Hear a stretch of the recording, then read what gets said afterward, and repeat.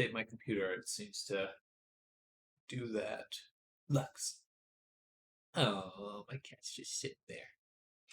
She's being a little kitty cat. So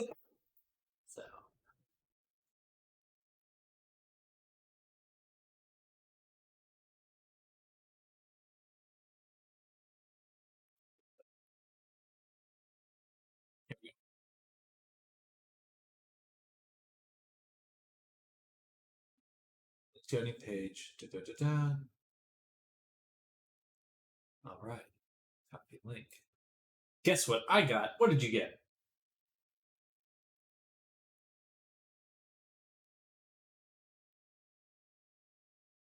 Oh, heck yeah. That's exciting.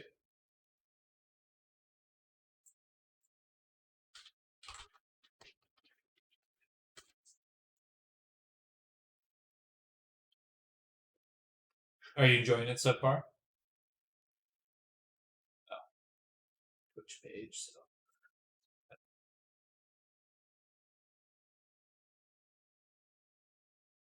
New panel. Move the panel. And move the panel. How do I? And text. Oh, Lord. Twitch. There we go. 3D print your avatar.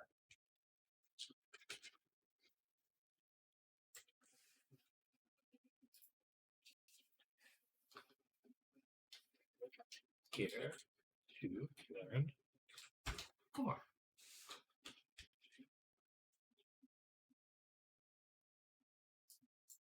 Why can't I scroll down?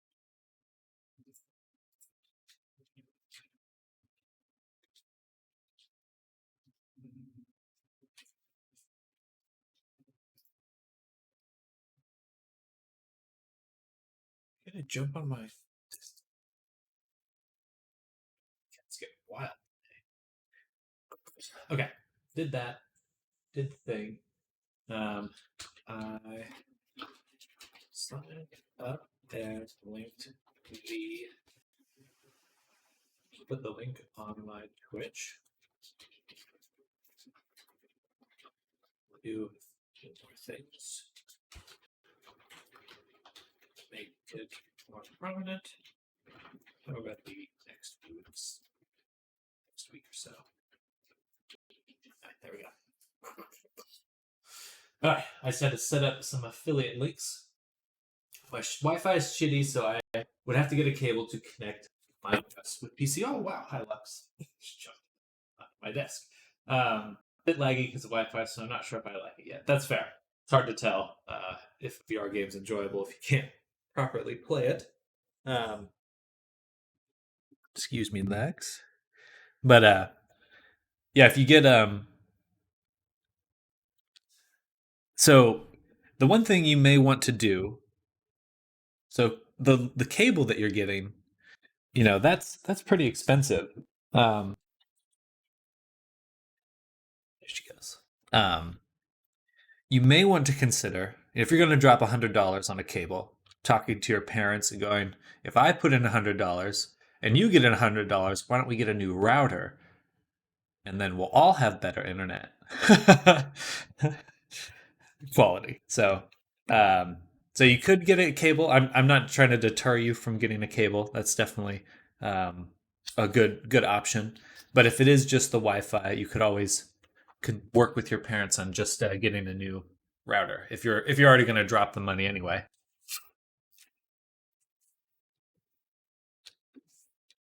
So I think you could get a pretty decent Wi-Fi router for about $200. There's also things where you can get a Wi-Fi repeater. So you could set up like a mini router further into your house that's connected to your main router. That might also work. Anyway, options out there. Just letting you know what options exist. It's up to you to find what works best for you, but certainly find some fun stuff out there. All right. But an 80-pound cable when I get a $20 cable off Amazon. So you'll want to check the speeds because different cables have different speeds. So, if you buy cheaper cable, you may still have the same problem of it being laggy. So just compare what the specs. Yeah, everything has specs, so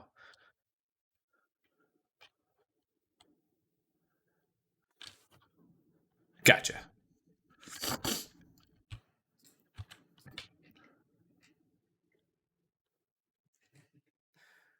All right, so here's some fur. Let's go ahead and make some collections here. We're going to go, oh, we put this all in reference. That's no good. Go into working, and we'll add new collection for fur. Then select all this and do M, working fur. That should put it all there. Perfect. Said if I spend $100 on a cable, I might as well get a better router. But don't you pay monthly for internet? Yeah. So with internet companies, you um, the router you use to connect to your internet, so you can swap that out. So like I have um, Time Warner. I've had Time Warner cable in the past, just as an example. That's the company here. And they give you a router as default, but you can swap out the router that they give you for one you buy yourself. So you could have more connections, faster Wi Fi speeds, things like that. Um, that's all possible just by you just talk to them. I think they might need some specific ones, but um, I have done that in the past.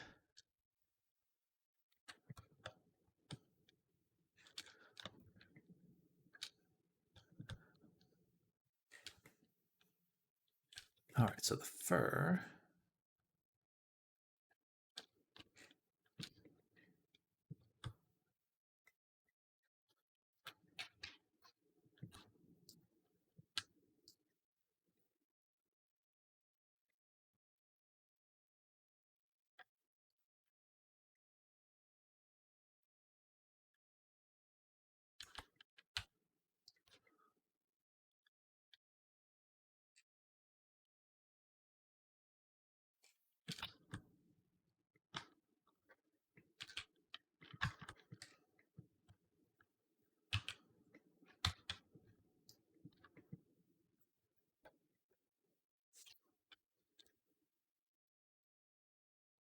I don't know if all companies are okay with that.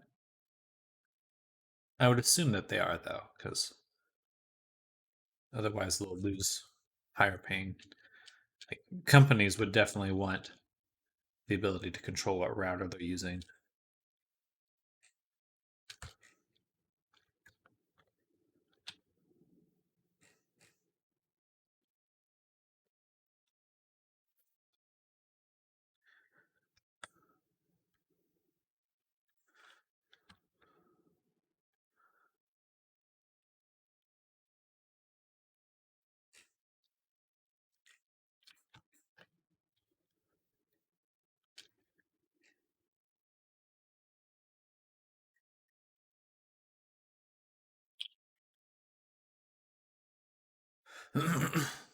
Problem with your textures, eh? In what way?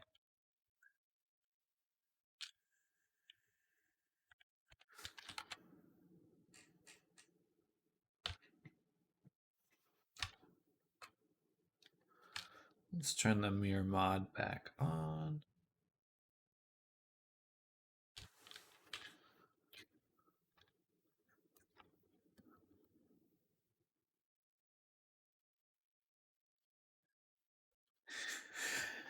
Wherever I marked a seam, it looks as at it from a distance, you see a white outline on the seams. Is your material set to transparent?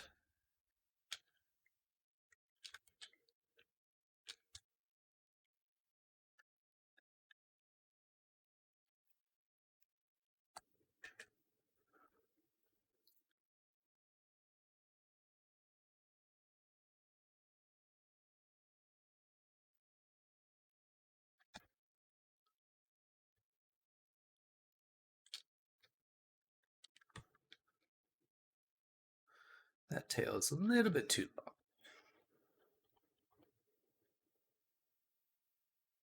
About there. So like the standard material, or which material you're using Poyomi? There should be towards the top. You should be able to set it as, I think default or opaque may be the word it uses, and then transparent cutout, transparent cutout. There's a few different options there. If not, then you're probably fine.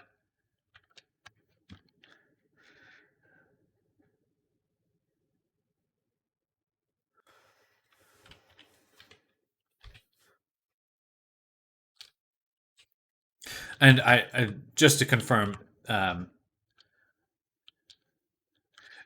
I just wanted to know if it is set to transparent, because that white seams can be a result of it being set to transparent. But if not, then it's something else.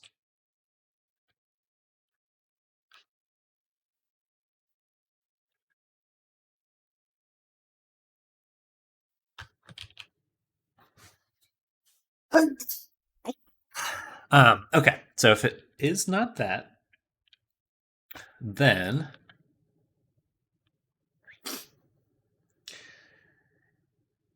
what color is the background of your texture? So like you have the section you've painted on, and then just outside the borders of that, like for example,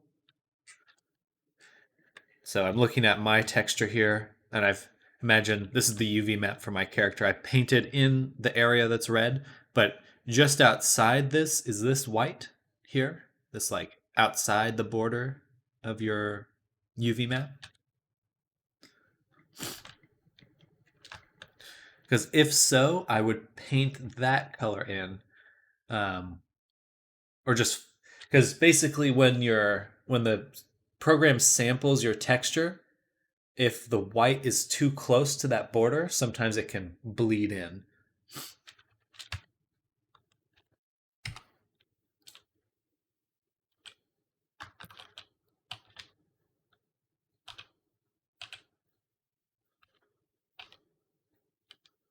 It's all colored in. Is there any transparency in your image?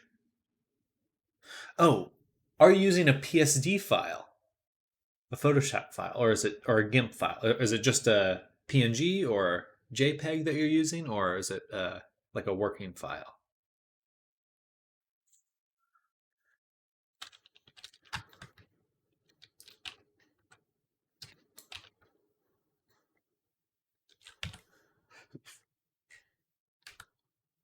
Sorry, that was like a few questions all at once, but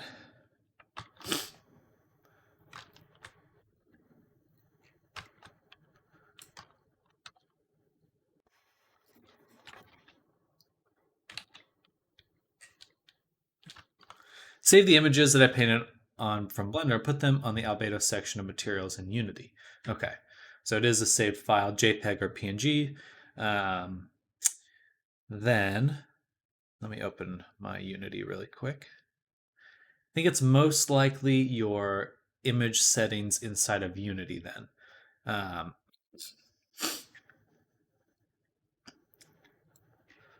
Because I have encountered very similar problems before. And that's the...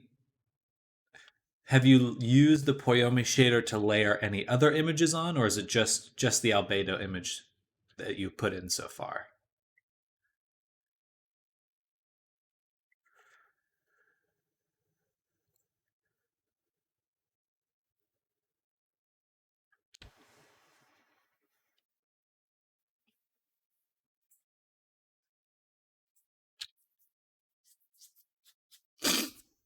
All right, just 1 second. I have to respond to someone.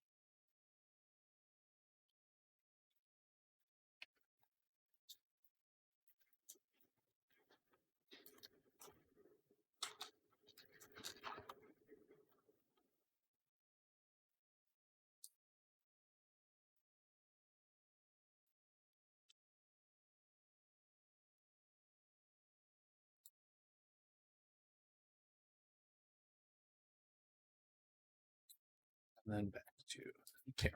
Basically, when I textured the body, I made the whole image the color of the body. Then I took another color that I wanted to paint on and paint it on the model. Since the image is low pixels, shows some of like the first body color. Gotcha. Yeah, okay, so then that's that bleed. I think if you just go in and edit that image, you should be good to go.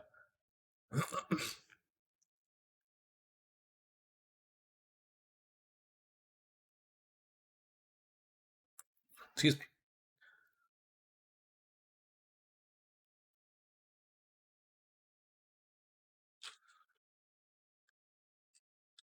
All right, so now we want to continue some of these over here.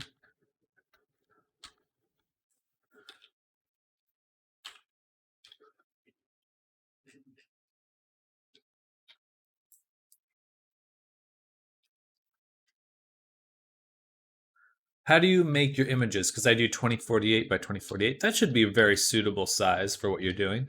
So yeah, generally I'm doing for my avatar work, I do 4K. But I think that 2048 is pretty acceptable as well. Only if you're seeing problems should you, it's like, oh, that looks pixelated or something. Then you should worry about it. But um, for the most part, you're gonna be doing fine.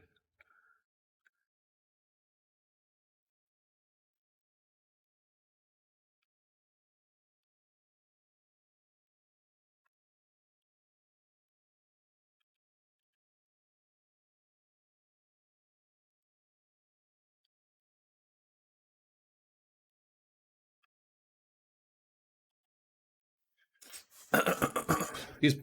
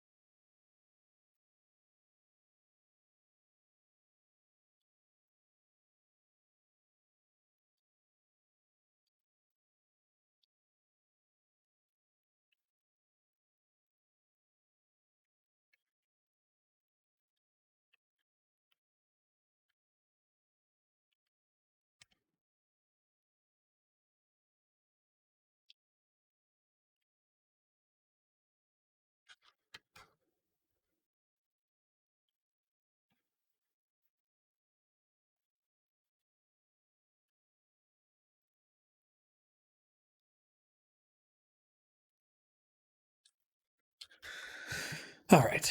I don't think I can do too many more chunks of fur. I think we're nearing the end of how much I can add.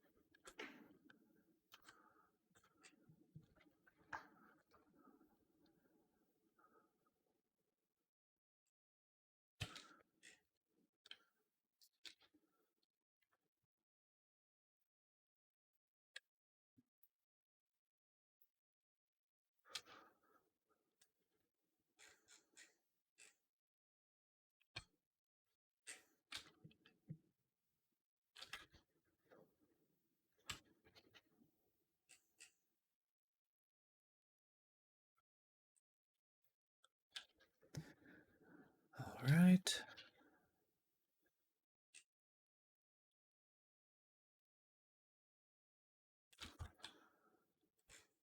I don't want to put too much fur in the bend there because it's going to get a little difficult to weight paint the fur there, and the normals will not behave as nicely the closer I get to the back.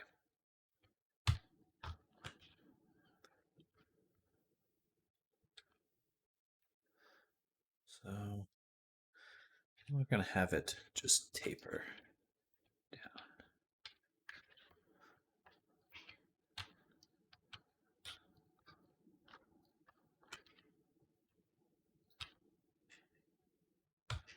Like so. All right. So I think the fur is good for now. What I'd like to do next is get them two furs working. So let's go to the base avatar. I'm going to take the teeth out of the body.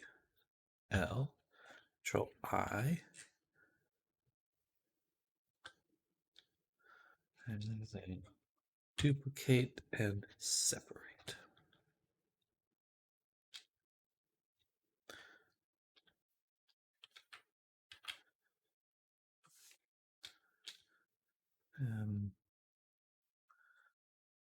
Go, and we can hide the base, and then I can turn back on this one. Fix the painting, good.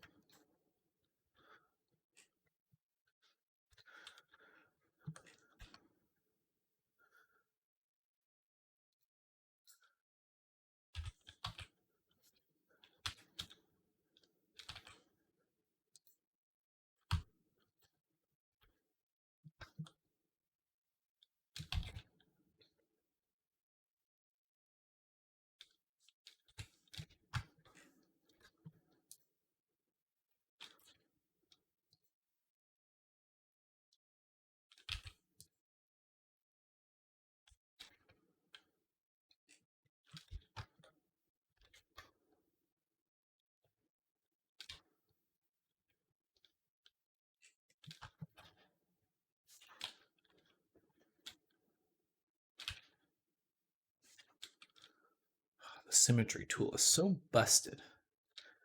It's making me mad. I don't know why it just does not work most of the time now.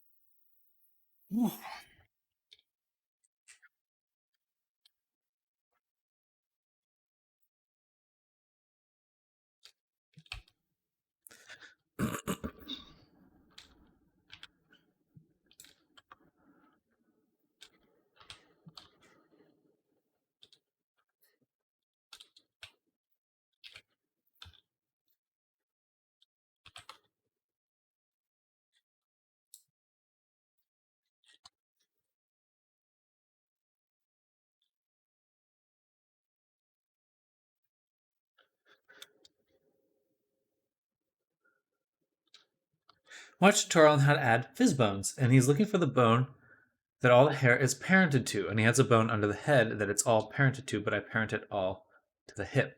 So for fizz bones, they work just like any other thing that you. So if you want the fizz bone to move with the head, then it does have to be parented to the head. So it's just whatever you want it to be attached to, it needs to be attached to via the skeleton.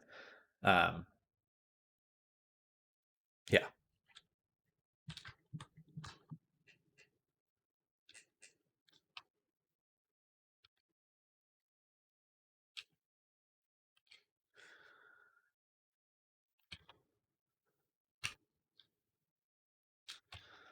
And that's all right. You can just go into your Blender file, make that change in parenting, and then just overwrite your file in Unity, and everything should update correctly.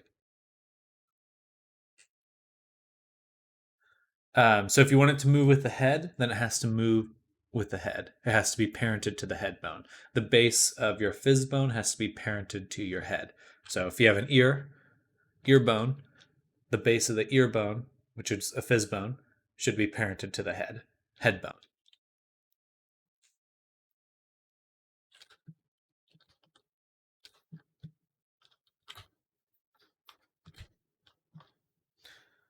The tail, I leave it parented to the hip, though. Yes, correct.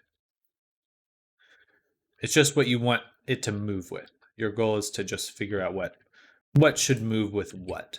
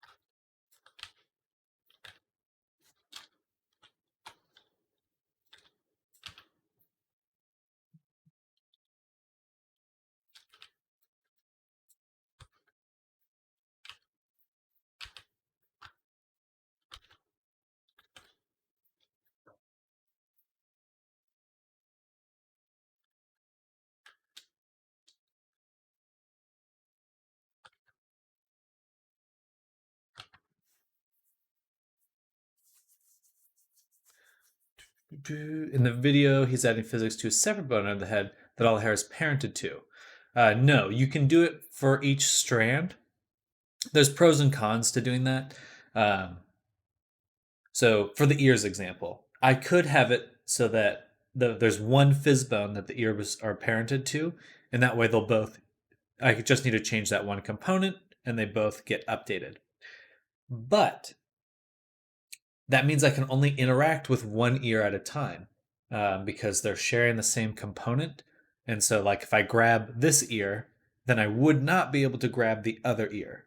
Um, Let me show you how I have my fizzbone set up here in my project. I think this is the optimal way. First is I make an empty object, which I call fizzbones. I just name it there, but there's nothing to it. It's just a transform. And then in here, I make a bunch of empty objects, one for each fizz bone I'm going to make. And then you can just grab the root bone. Oh, this is a spring bone. Let me go to my actual VR chat version of this avatar. Here, right here. Okay. Fizzbone. So yeah, I make an empty object, and then I put a bunch for each Fizzbone I'm going to make. I put another empty object in there. Then I add the Fizzbone component. And the nice part is you can just target your bone. So if I'm going to add the tail, I have my tail Fizzbone, and I just drag it into the component I've added on this object. I would take a screenshot of this just so you, or clip it or something just so you can come back to it. But this is the best way, because if you put all your Fizzbone components on, say, your tail inside your skeleton, if you ever make a mistake exporting your Blender file, you could lose the component, lose all that saved information. But if you keep it on a separate object, these Fizzbone objects here, they'll always exist. And because they're kind of separate from what's being imported from your FBX file. But I would, for everything that you want to have be interactable on its own, so again, the example being the ears, which is kind of similar to how you'd set up the hair, I have a Fizzbone for both ears because I want to be able to grab both of them. For the hair, it's kind of convenient to have one parent bone. So they kind of all parent to this one main bone, which then parents to the head. And then that way you could target that parent bone and all of it gets transferred to the hair. All of this component logic gets transferred to it. Fizzbone empty object, is that parented to some bones, parented to the mesh? All bones are parented to other bones. Excuse me. I do believe I did make a character. Probably not in here. But yeah, so if I go into Blender here, let's look at the skeleton here. So this is a skeleton of a VR chat avatar. So if I go into edit mode, let's turn on relationship lines so I can see. Oh, perfect. Okay, so here I have this bone is the bangs parent. So the hair on the front that was flopping around, the bangs, all of this is looking at this bone.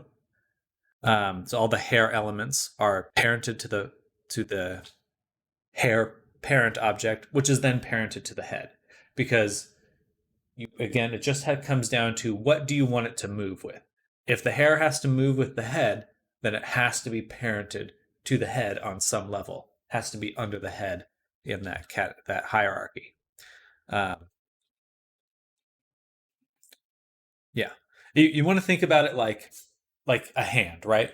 So my fingers always need to move with my hand, so they are parented to my hand. And my hand always has to move with my arm, so the hand is parented to the arm. And up all the way up the arm. Same with the head. You could think of my glasses as parented to my head. Fizzbone empty object, is that parented to some bones or parented to the mesh? Oh, sorry. Yes, that is a different question you asked.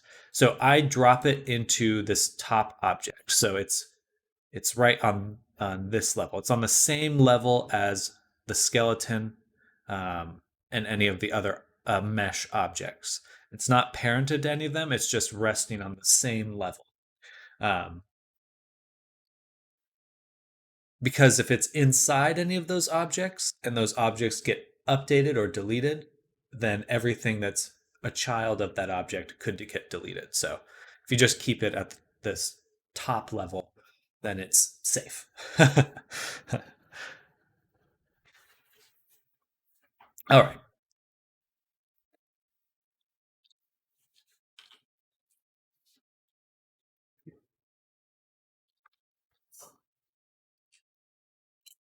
Ooh, we should also make the ear fluff.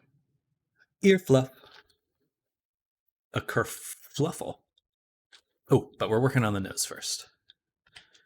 All right. So we've got the nose.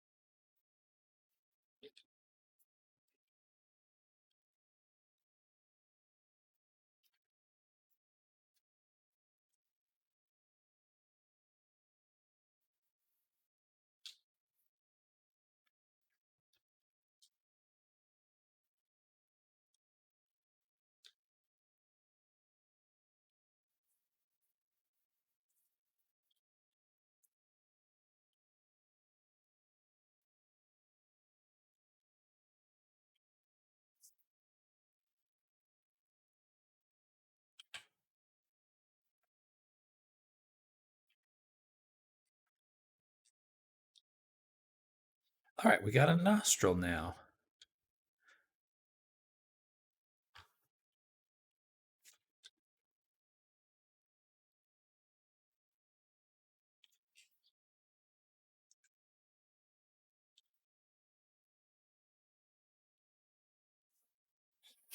In Fizbone's script, in the root option, do I put the start of the tail? Yes. So whatever the lowest Fizbone is, like Fizbone starts at the base of the tail, or it starts at the base of the ear.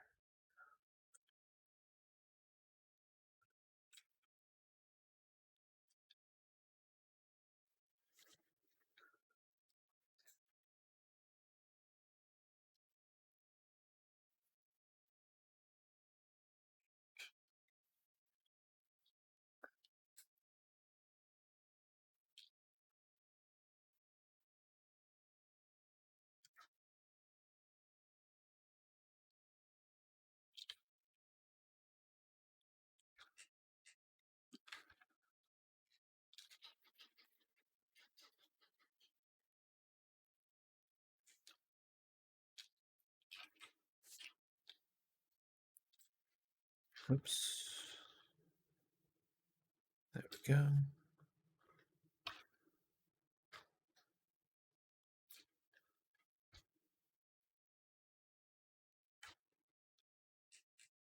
There, that's better.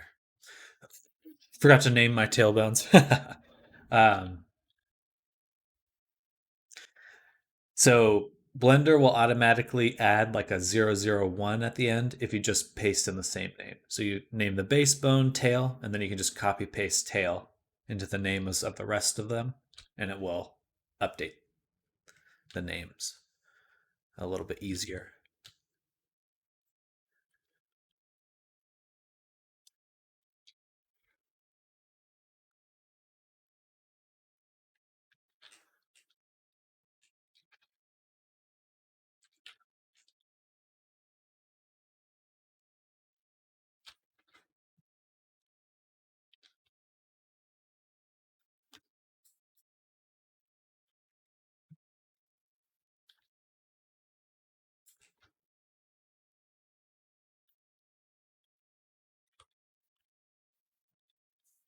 Made a milkshake today with some random fruit since there was only one banana.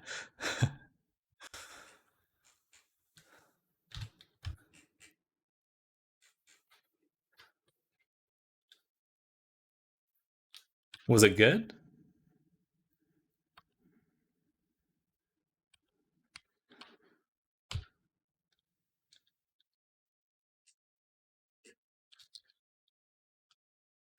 Put a banana, an orange, and some lemon. I was very scared to taste for the lemon because of the lemon, but it was very nice. That sounds really good. You know, sometimes lemon really adds a lot. Kind of like the best around. I really love citrus with chocolate. I've found time and again that's like probably the best combo of flavors. And I used to think it's kind of gross, but it's so good. It's really, really good. If you've ever tried, uh, like, there's these oranges that you break. They're like chocolate um, oranges, basically. That's exactly what they are. They're chocolate oranges. So good. Love lemon though. I was squeezing out the lemon juice from the lemon, and after I just started licking it. So here's some interesting medical information. So scurvy is when your body runs out of vitamin C. It's basically a disease, but it only happens when you run out of vitamin C. And the reason it's bad is because, well, first, just it being a disease, but when you run out of vitamin C, that's a very important compound for how your um, body holds scar tissue together. So if you run out of it completely, your old wounds start to reopen, and you literally will have to deal with old wounds are reopening, which is super fascinating.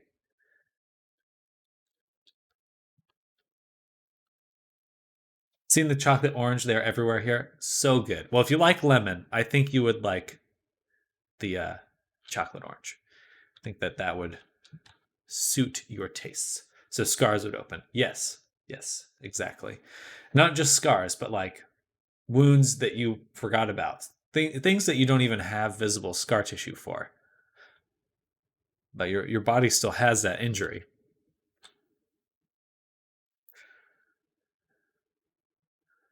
That mass. Well, just make sure to eat your citrus. That's what parents should tell their kids when it's like, hey, you got to make sure you eat your fruits and vegetables. Otherwise, all your old wounds will reopen and you'll bleed to death. I'm eating, Dad. I'm eating.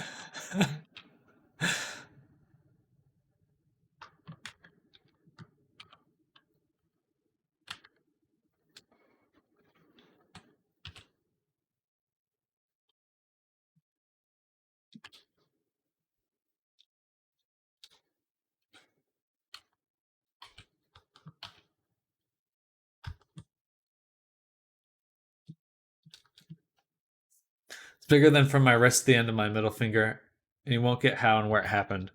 I'm guessing you fell on something.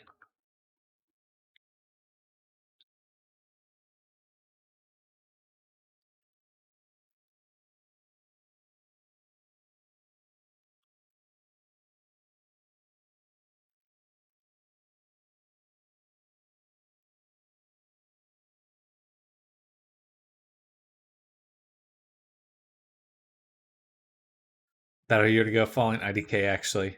You don't know how it happened?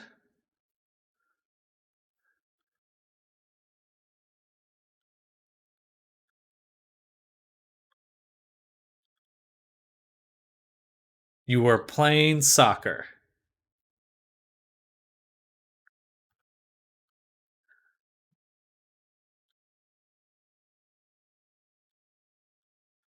Or tag. Some sort of physical game.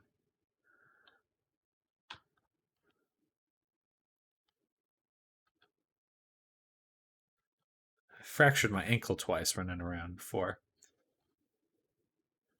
Or when I was young, running around.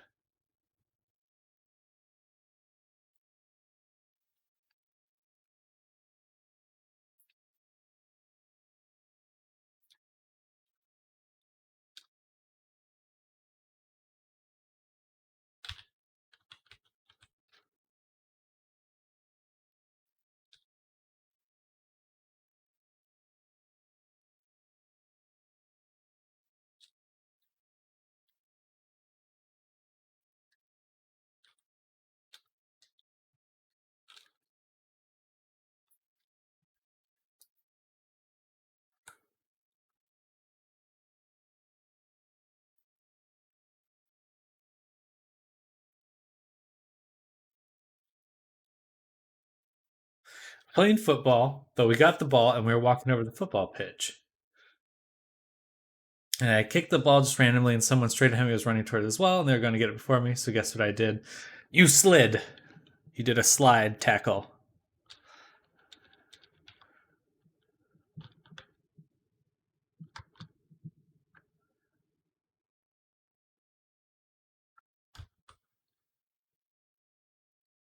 I think you remember telling me about breaking your wrist or something not too long ago, also from doing some sort of slide tackle. I guess in the UK, the most common form of injury stems from football, then.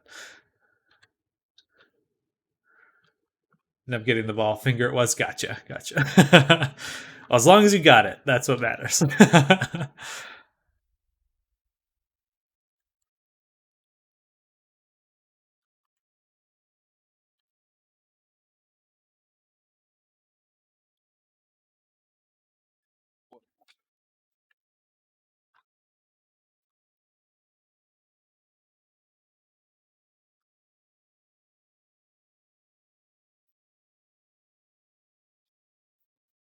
There we go.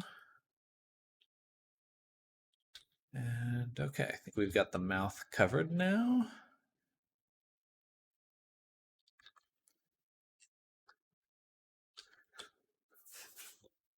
And your whole leg was bleeding.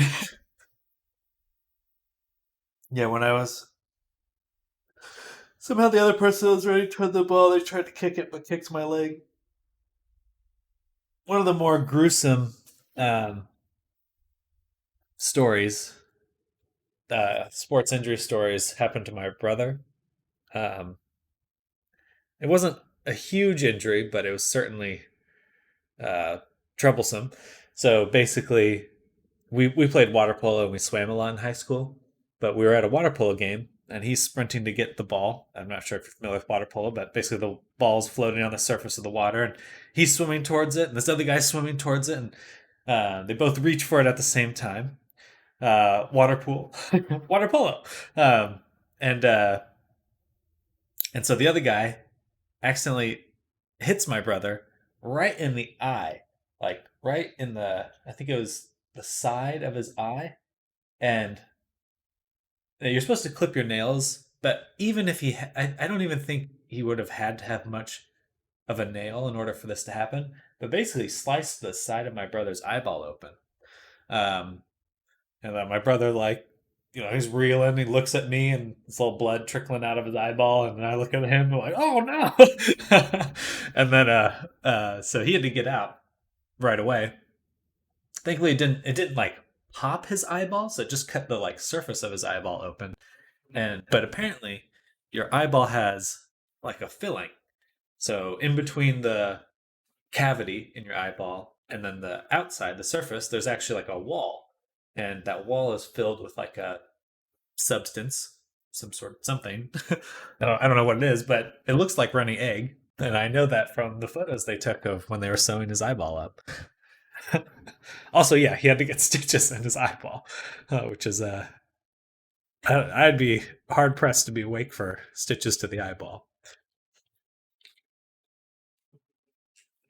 Anyway, there's your. Oh, what's water polo? So water polo is like water football, soccer, um, water football. So it's basically like. Yeah, I'll just play a little bit of it for you.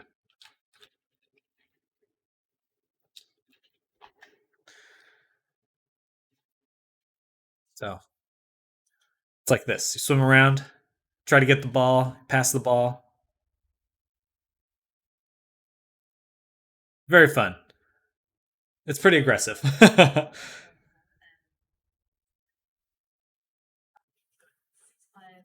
Yeah, but it's super fun. Um, so that's happening in the exact same place next to my. I was in a swimming pool with my friends, and they stole your eyeball. Mirror and subdivision.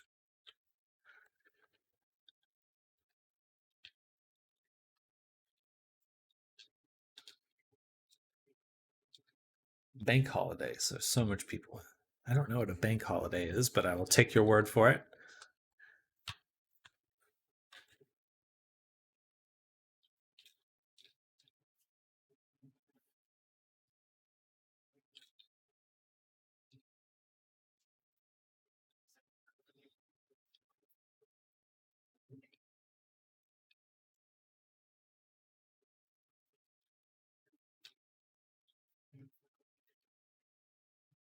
So everyone was in like a pool. I jumped in the pool, smacked my head on my friend's forehead, and I hit my eye. That's funny.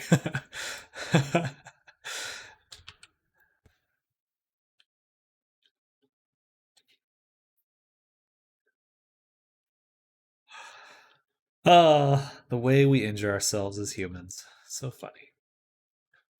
It's always some level of comedy to injury, for the most part. Um, I'm not surprised. Any face wound tends to bleed quite a bit. It's pretty noticeable.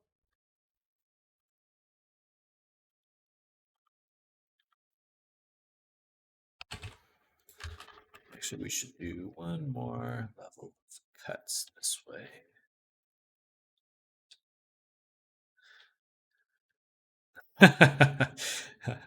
I'm not surprised. They're probably like watching you as it happened. They're like, man, I bet that kid's going to hit that other kid. And yeah.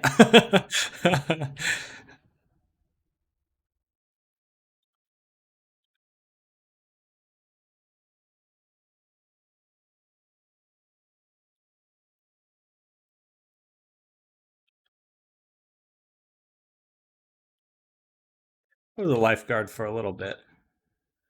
Did not like it. I did not like the idea of having to be responsible if someone was dying. I could never do EMT stuff, is what I realized working that job.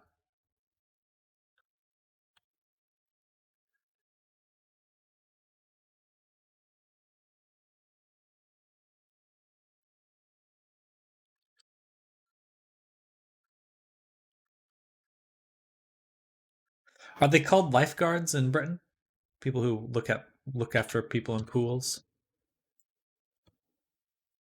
Is that a ubiquitous term?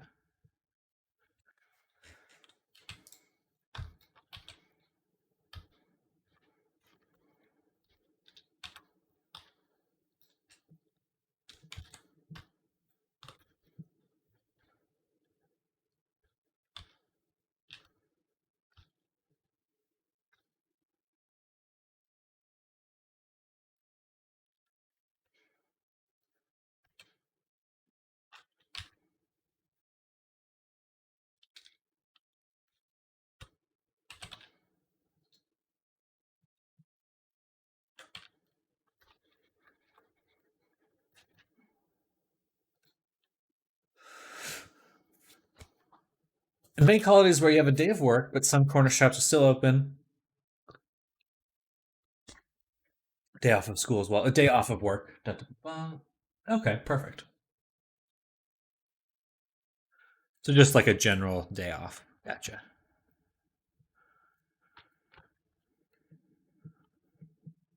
I was like, what does the bank have to do with it?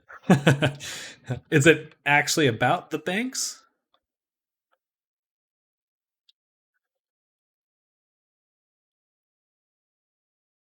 They just decided they were going to have a holiday and so everyone else took one too.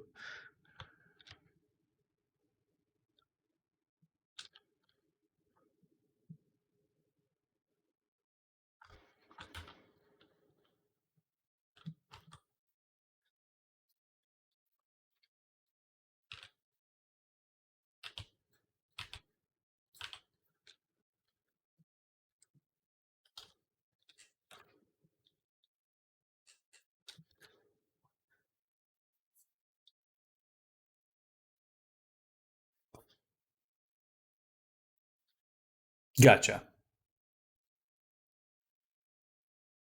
I was like, wow, this sounds so official. And it was. Google official. Like, do you have to memorize that in school or something?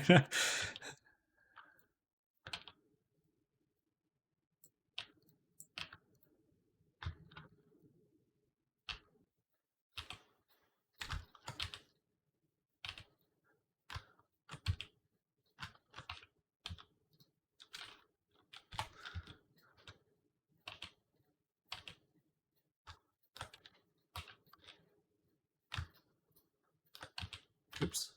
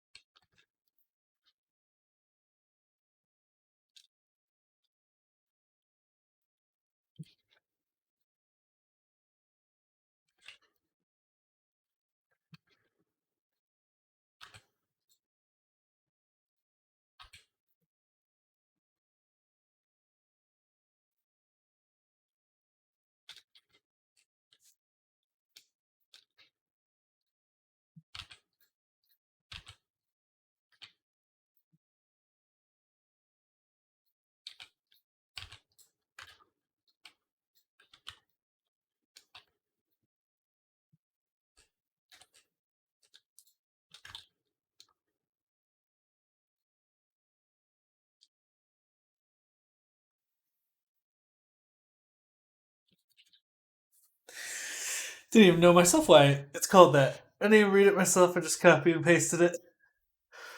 Well, it's very literal. Bank holidays are when banks close, for the most part. It's basically the summary of that.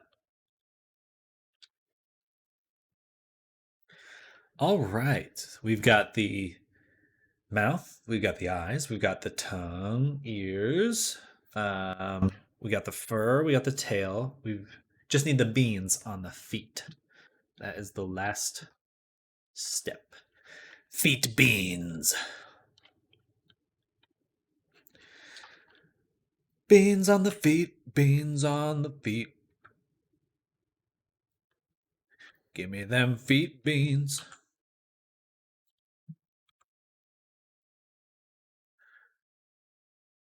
Dancing beans. Point 2 E S. And then we want to do something kind of like this. Then extrude this way.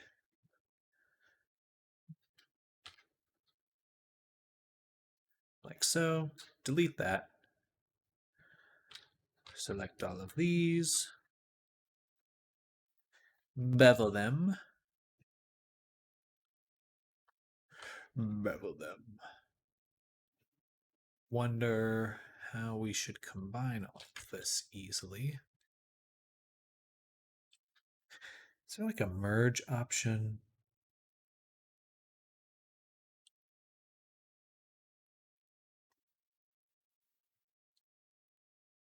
Man, that would be great.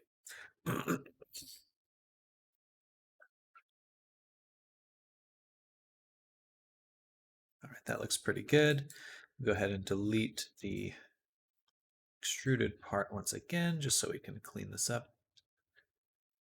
Maybe not. Doesn't look as good as I would like. Okay, so we extrude down. Actually, let's just delete the faces. Then we'll go into each of these, kind of smush them this way, and then point 2, Shift Alt S.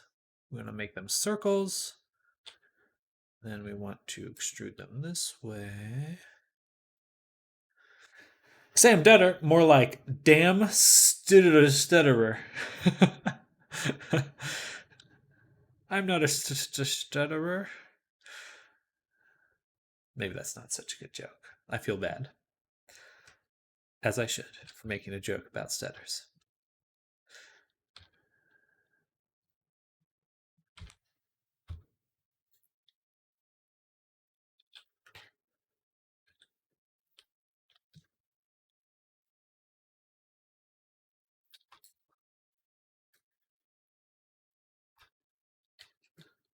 That's pretty round. Pretty round. But it's not completely round.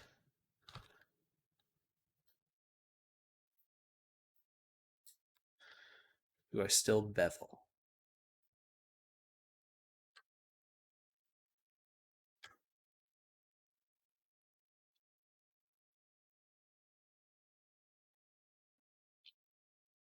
Not all the beveling works, though. Some spots are too close together. This one. Each one. Something like that. And we'll try one more time. Clip them bean nails. Beans. All right, that's pretty darn round, if I say so myself. Now we need to figure out how to very cleanly merge all this together. This is going to take a little bit.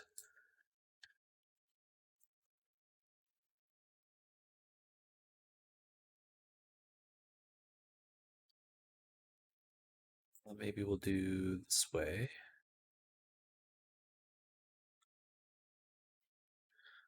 That, yes, perfect. Okay, now, and at last. And we just rinse and repeat and do this a whole bunch of times.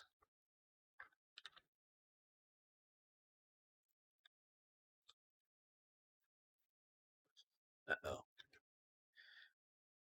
Oh, it's a little busted here.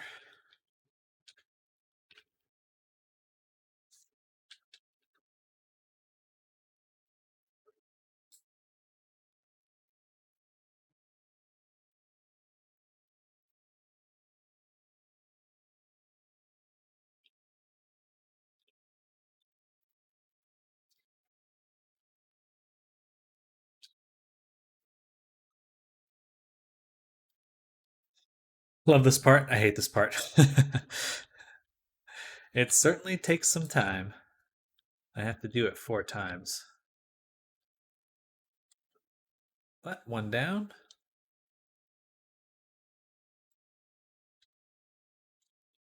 Kind of smooth this one out too.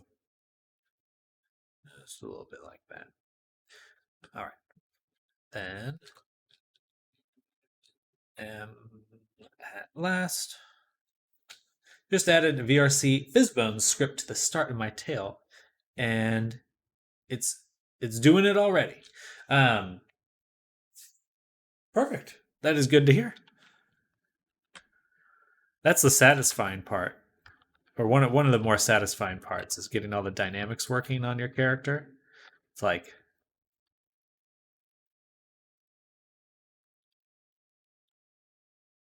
man, that's cool. There's not much else like that.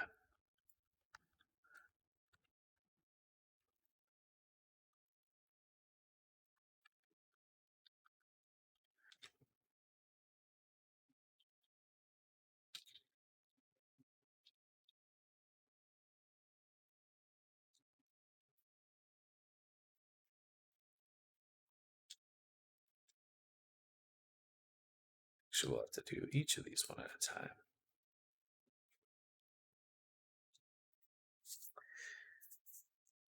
Thought I needed to add something to every bone, but when my tail goes back to its normal position, it just sticks out like a stick. So you can turn on gravity to like get a little bit of difference, but you can also adjust your bones in Unity. You can rotate them to get like a position you actually like, but it's always going to try to return to that initial position. Um, so you just have to exit play mode, adjust the tail, and then to basically set it up however you'd like, and then put it back on. That's the simplest way. You could also set it up with an animation where you just put that tail pose into keyframes. Sometimes that's a little bit better because I've had some trouble where the FBX file will like to reset the tail position a lot of the time. Like when you update your FBX file, it can revert the tail back to the static position. Oh no! Uh-oh. I'm sensing Blender shenanigans.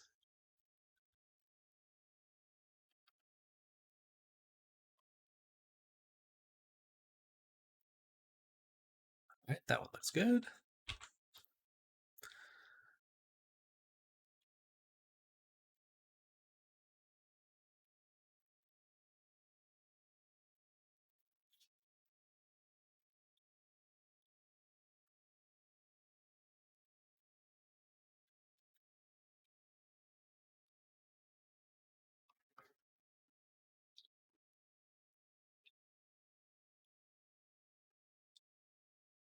Tekken developed one of my units in this game to another unit. The new unit only has weapons, and the enemy is extremely resistant to beam weapons. Of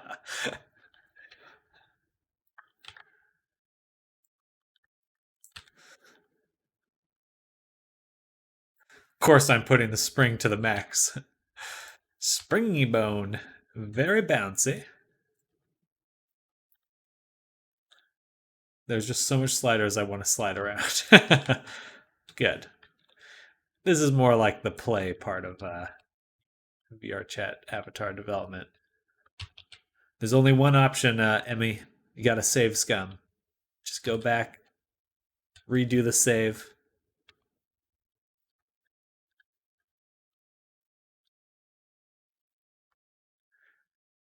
It's the only way.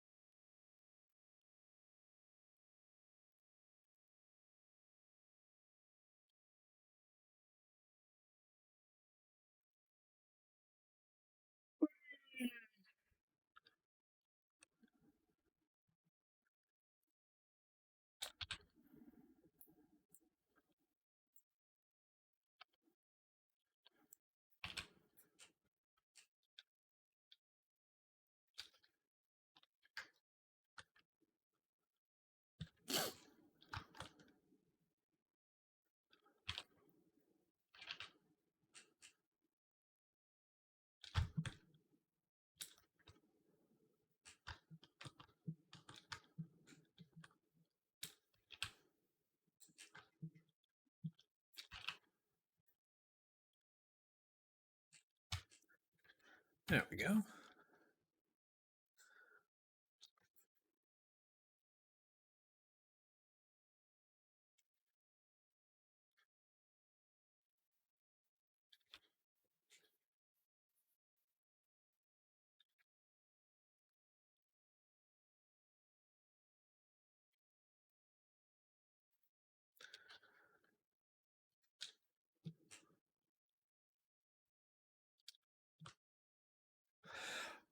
Beans. Can I import non-humanoid avatars into VR chat? You can, um, but if you want to be able to puppet your avatar, you do have to have it as a humanoid skeleton. So basically, you would want to think about it like so if you want to be able to move your body and then move the whatever character or creature you have to use a human skeleton in order to set up that logic. Um, so I don't know, maybe you got like a Zergling and they've got like those spikes coming on the back, and you want to be able to control the spikes, stabby stabby. Like you would have to that part would have to be part of a humanoid skeleton, and then you'd need to set up animations to make the rest move. So if it's not humanoid, I can't move around. Um, you'd be able to, you know, just like thumbstick move around the scene, but it wouldn't reflect your body's movement. You need to have it in. You need to have it combined in some way to your humanoid version in order for it to move around. You could do it where you have, your human skeleton, and then your creature. Okay, yeah, and then you have your creature, and then you use position and constraints or parent constraints to kind of make it. It's a little bit involved sometimes, but it's not too bad. I say that, and it is difficult, but it's not like awful. You can make it. There's light on the other side of that tunnel.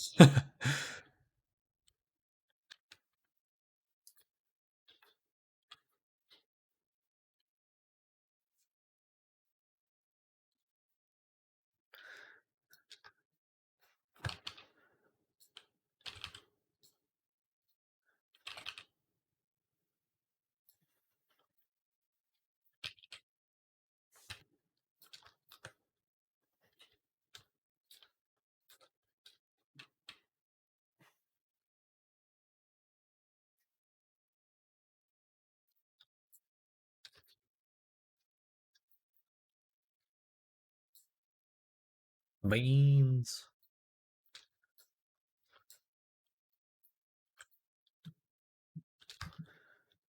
Want to make like a snake, but from what I just found out, I'm gonna do a lizard with a super super long tail. Oh heck yeah. Okay, so sorry. Snakes are somewhat easy, but you can basically just make your human skeleton and then parent the snake to your hand, and then it's just one long fizz bone on the back of it, and you can move your hand around, and the whole snake will wiggle. There's a few people that there's like the Dragon Ball Z dragon is in there, um, in VR chat, and he's set up in kind of a similar way. Or he is set up like that.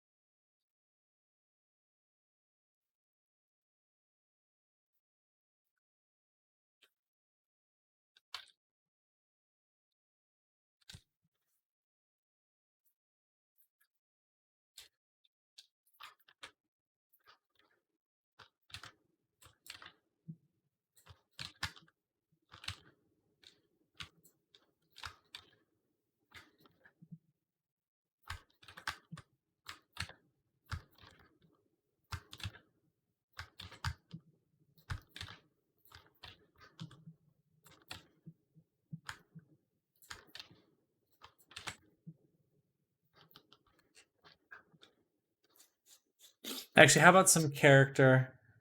But I would make toggleable snakes on both hands. I like that.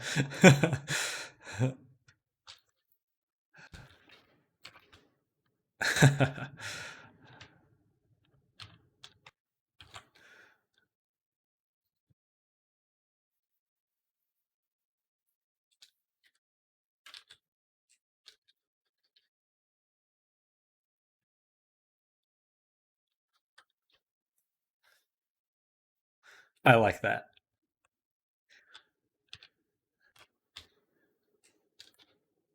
I should have adjusted the shape here a little bit more. What do the beans look like on cotton again? Cotton beans.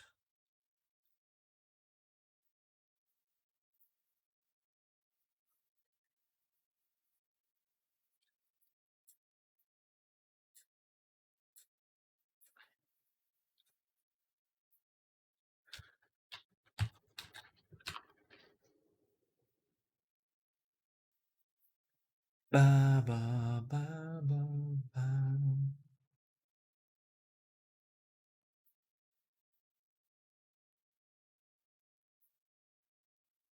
Okay, so it's like one of those little bed armchairs.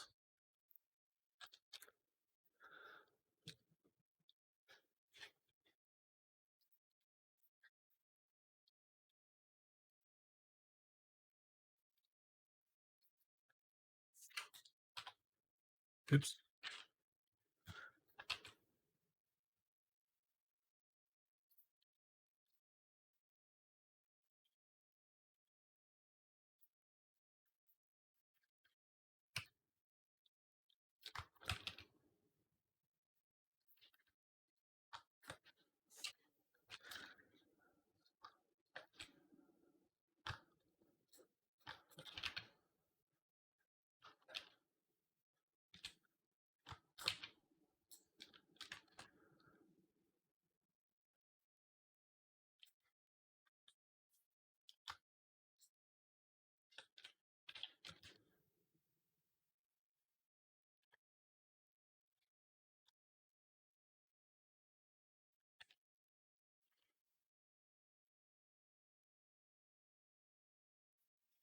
How much is the max amount of fizz bones per Avi?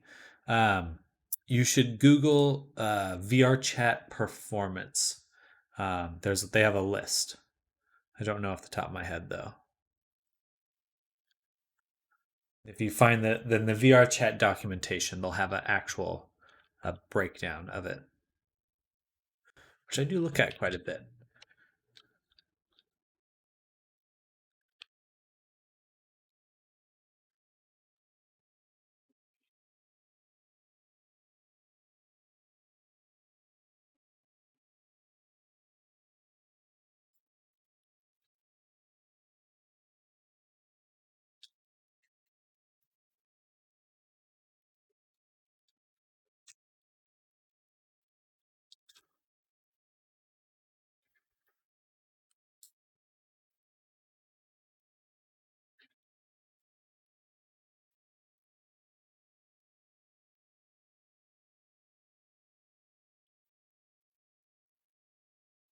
Dynamic bones are the old fizz bones, so you don't have to worry about those.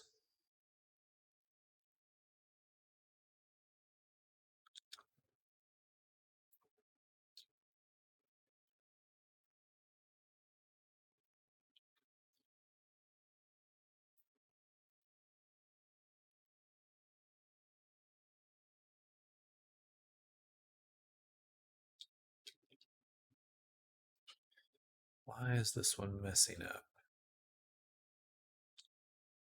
What's this? Oh, it's just the grid. Okay. What are the fizzbone components and fizzbone affected transform? Fizzbone components are um, the thing you put right here. This is a component. These little tabs that you add, that's called a component. Anything you add to like an object, see it says add component here, so that's the component. And then in the fizzbone, this is the root transform, the one you select.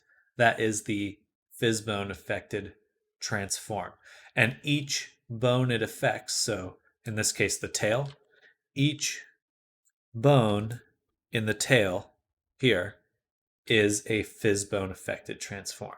So you start with the root one, but then if there's 8 bones in the tail, that has 8 fizz bone affected transforms.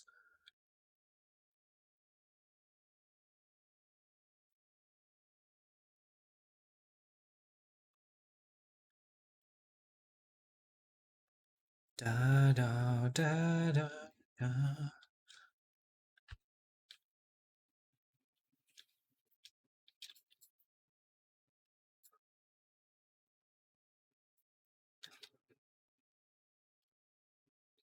Why is it doing that? It does not like this edge here. I don't know why.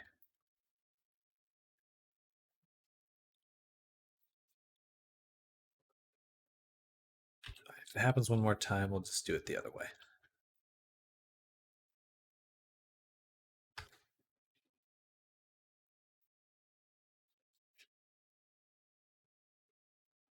Okay, it's still happening. All right, we're gonna do these one this way instead, where we go like this, and we do I, Z. Actually, let's move it in a little bit more, shrink it down just a little bit, and shrink, shrink. Something right about there. Maybe flatten it out a little ways.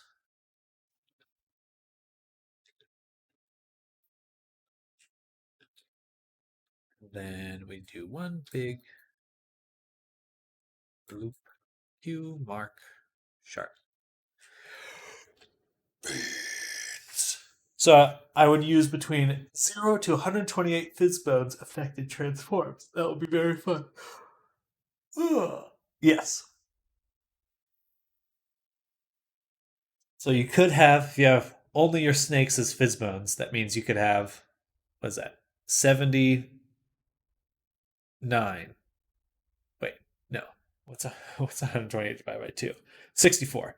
So 64 bones in each skeleton, in each snake. What are you doing? What are you doing, you little kitty cat? You little kitty cat.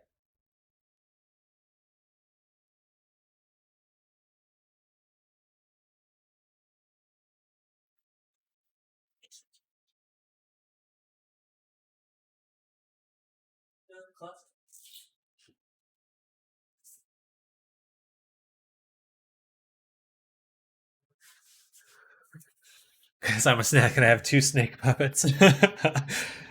You're a snake and you have 2 snake puppets.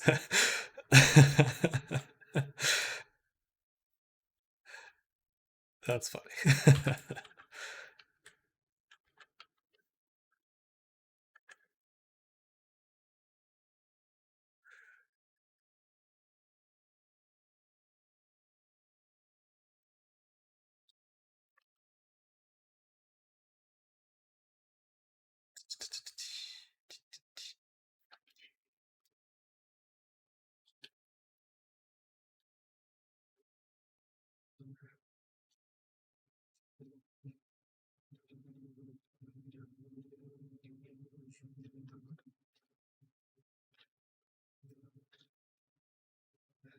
Da da da da da.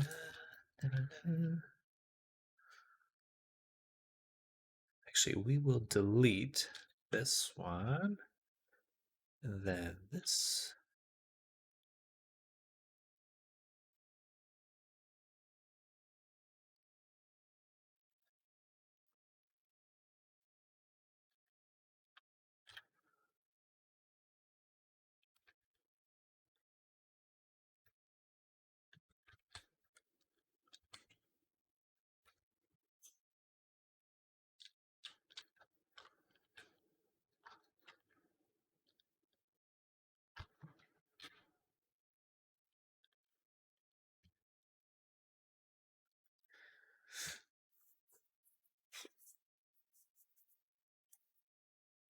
Oh, excuse me.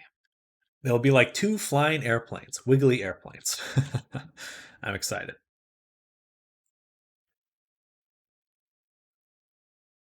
Lux, what are you doing over there? She's exploring my closet right now. 1, 2, 3, 4, 5, 6. So we'll do 6 on both sides here. 1, 2.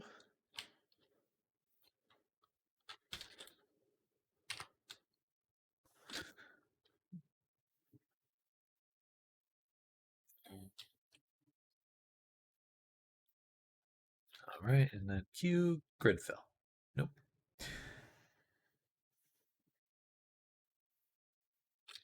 Actually,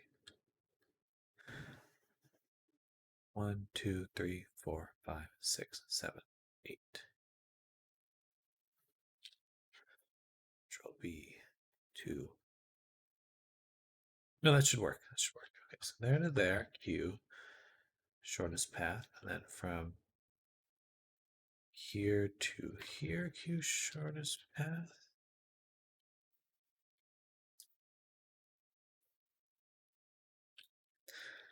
Whatever. Let's do one at a time. Q, bridge.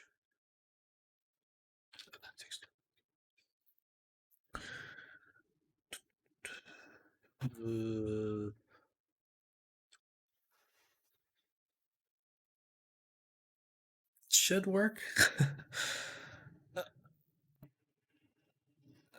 2, 3,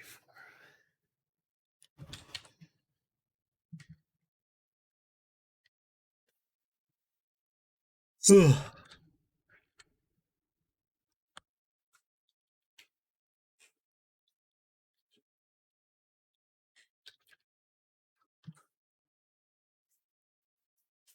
How many edges are there?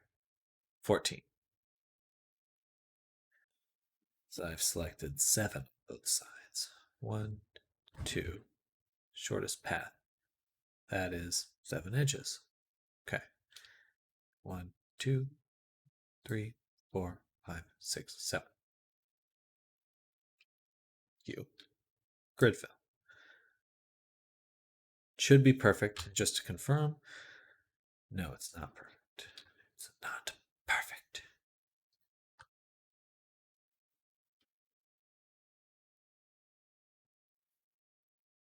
Why is it that? Because altogether there are 21 edges. So there's actually an odd number of edges here. And that's why things are getting funky. All right, so if that's the case, let's go ahead and just dissolve these. Okay. Then we'll do just one set at a time because it's a little bit easier to think this way.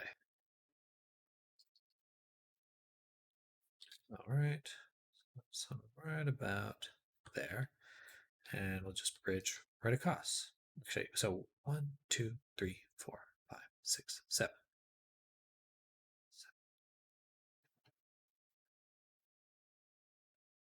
I just have one over here. That would work out really nice. So I could just do cut here-ish just to even out that amount. And go back to the original of 8.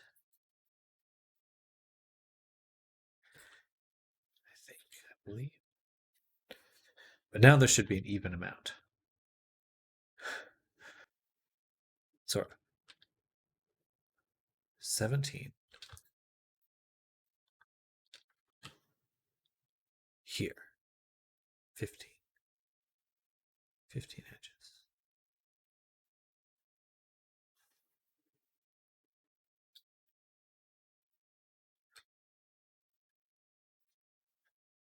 That. Like so. Okay. Now it's just a minute to load IDKY. This chat is just filled with me just asking 100 questions. Hey, that's A-okay. Just kind of a work stream anyway. It's not like I'm playing games or something like that. Just chilling away. Chillax to the max, as I like to say. I never say that, but that's okay. Which means this is the middle one. 1, 2, 3, 4. 1, 2, 3, 4. Perfect. Okay. So now, just to give myself some sanity, we do this. And this one connects here. This one connects here. Yay. Dun, dun, dun, dun, dun, dun, dun, dun, dun. And this one connects here. This one connects here.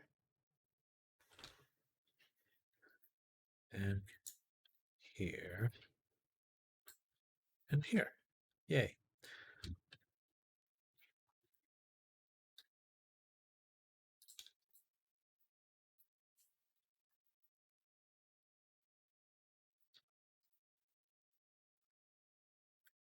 Awesome. Now, we want 1, 2, 3. 3 cuts this way. And then we can grid fill. Yes. Then we can grid fill. No. 1, 2, 3, 4.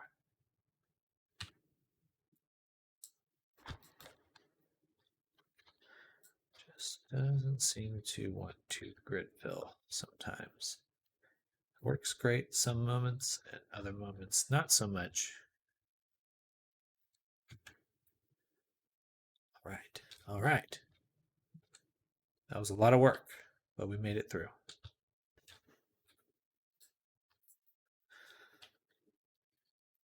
Now for this one, how do we close this one?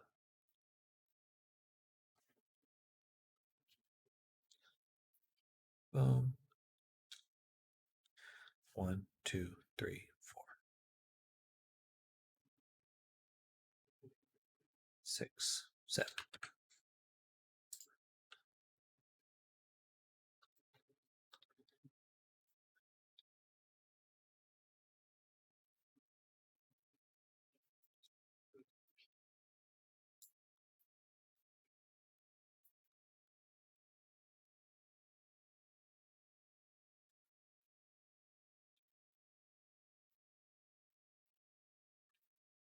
Miscounted.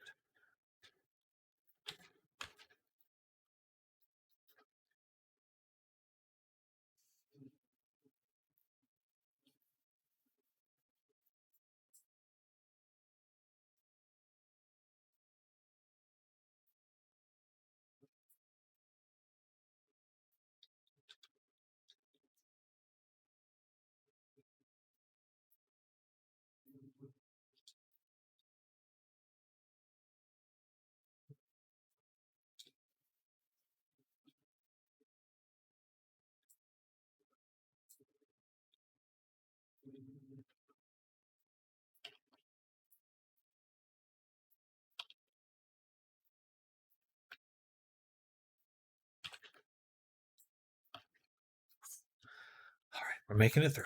Making it through. Almost there. This one's proven tricky. The beans. Them tricksy beans.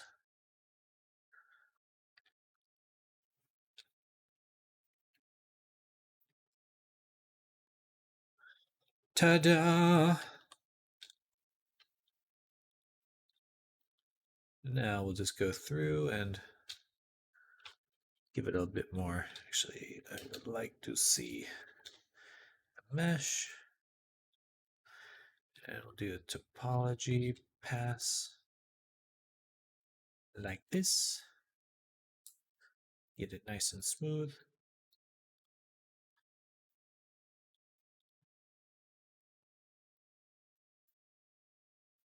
Yay. Then hit it with the bada boom.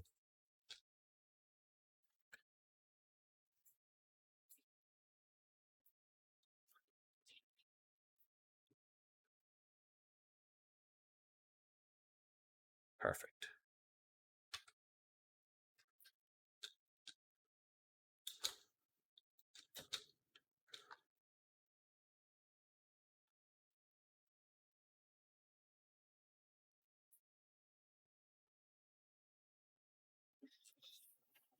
All right, y'all.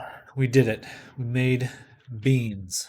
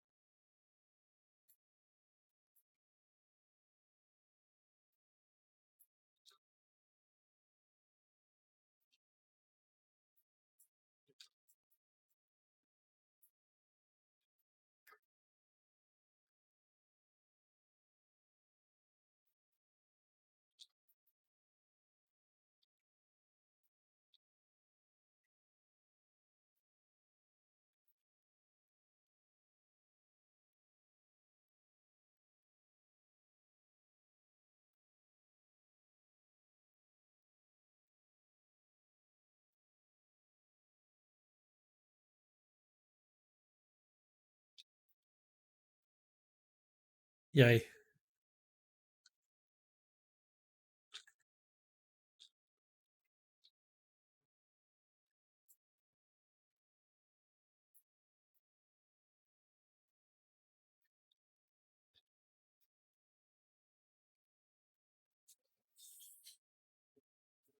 I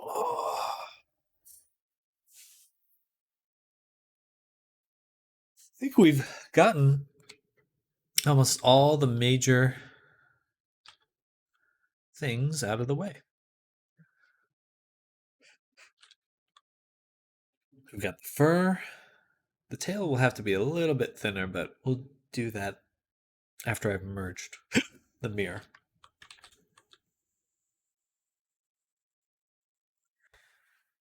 Just a little bit thinner.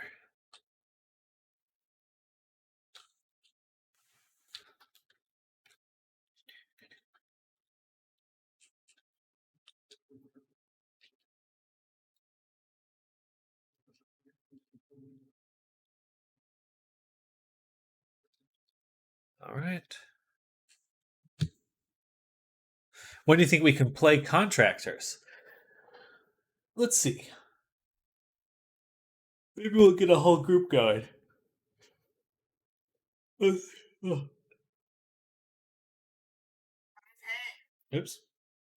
Tom Hanks. Just shouting at me. Shout at me. Hey, do you have time to play contractors over the next few days? Question mark. We'll make an event out of it. Try to get a few people in. Because my brother got a quest. Be cool to have a little group. Maybe we'll do some zombie survival stuff. It's actually pretty fun. I was kind of impressed by the zombie survival on contractors. It's my first time playing it the other day. Okay, so let's get the makeup done correctly. There's going to be a lot of work for me to do that. In contractors? A lot of ammo stealing. I suppose so.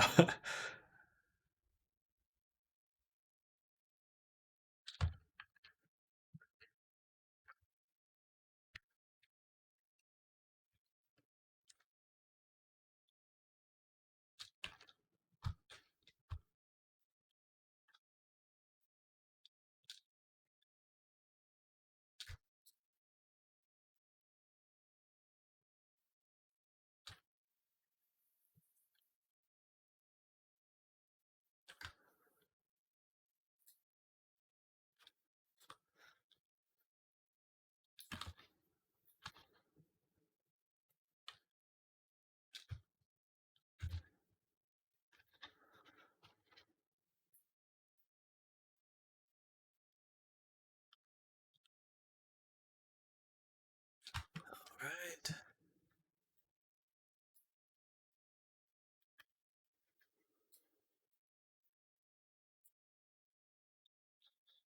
Like this.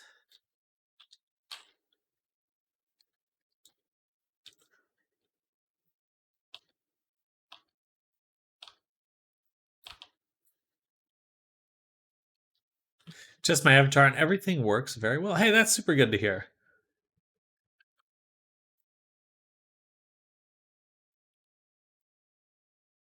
I think Contractor is actually going to have a big update soon.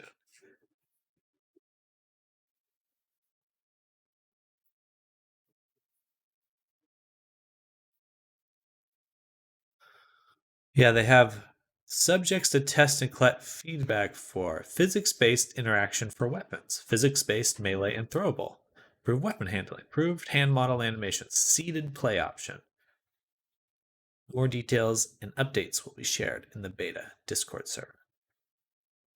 The beta build will have to be installed when you want to play the live version of Contractors. I don't care about that. I just wanted to see the latest updates, please. Physics based means your weapons have like weight. So like there's the kind of basically the best way to describe it is there's delay when you're picking stuff up based on how heavy it is.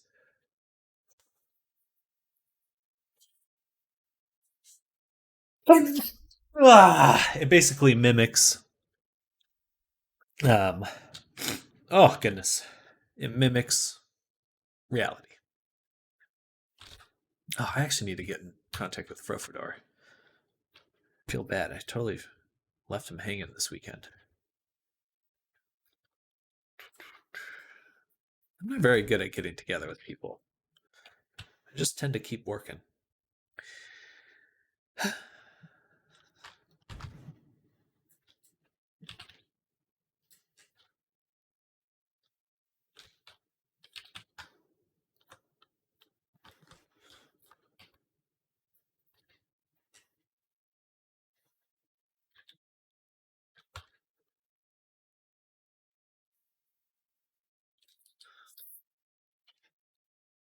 All right, how do I get this makeup done correctly? I could make another object to rest over the eye.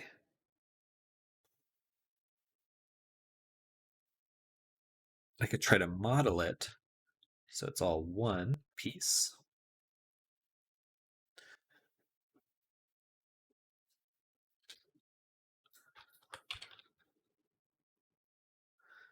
Let's try the modeling approach. I'm going to take this, duplicate it, and separate it.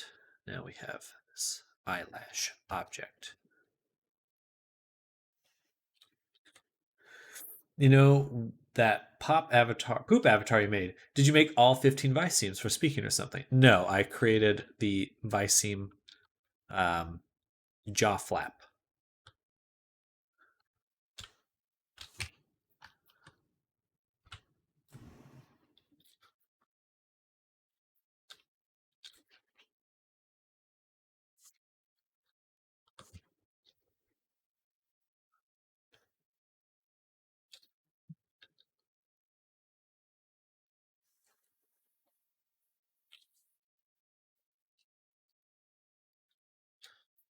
To separate this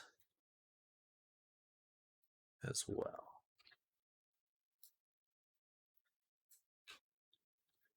And on this one,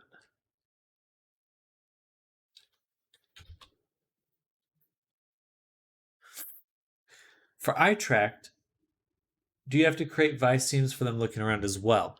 So eye tracking isn't really a well documented process because not many headsets support it.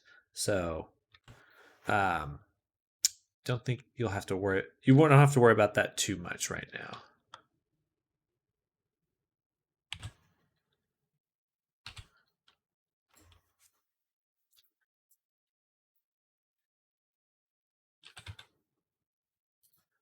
It's like in the pipeline, it's in the works, but the build it version in VR chat. So if you wanted to do it for VR chat, you'd have to use something called OSC. But I personally don't know that much about it. But there are tutorials out there on it. But that's the only way to do it right now. But currently, there's no built-in support for it. I think once there's a lot of eye tracking headsets out there in the world, VR chat will probably add it, but that's not the case currently.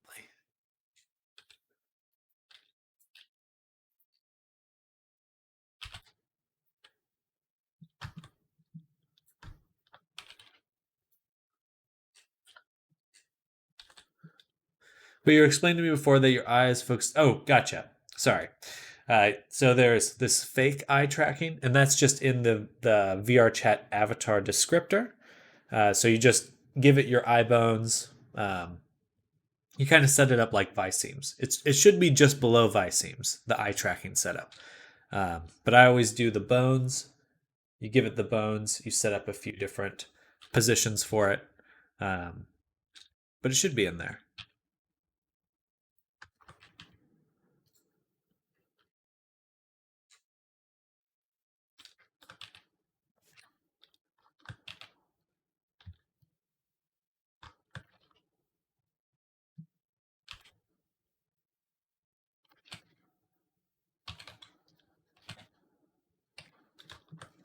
Okay, yeah, then that should be good. That's all you really need to do for the fake eye tracking. You should be able to see it on your avatar when you're in VR chat.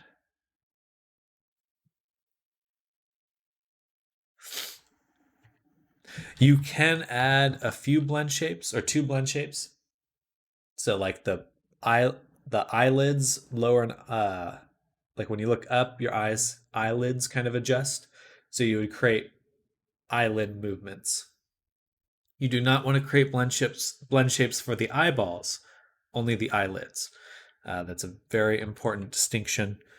Um, if you add blend shapes to the eyeballs, you will regret it.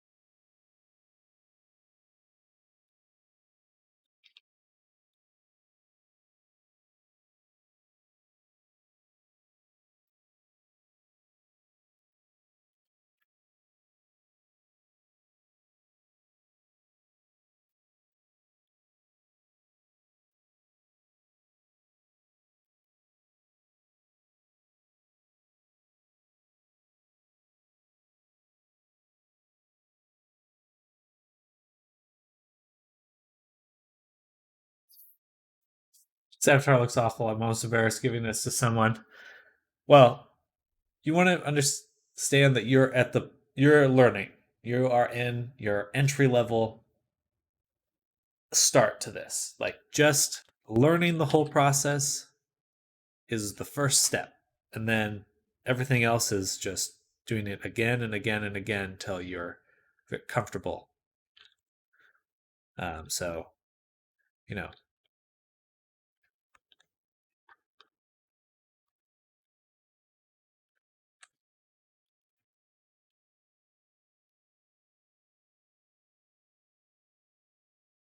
just do what you can for now, and you can always make another one later.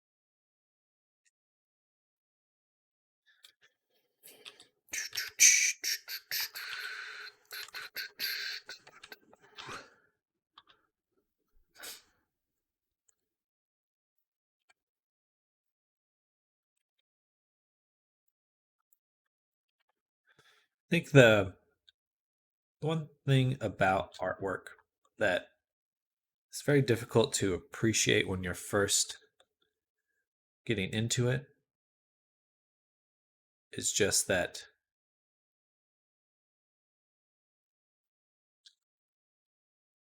you are learning. You really have to keep that at the forefront of your mind. Um, so don't be afraid to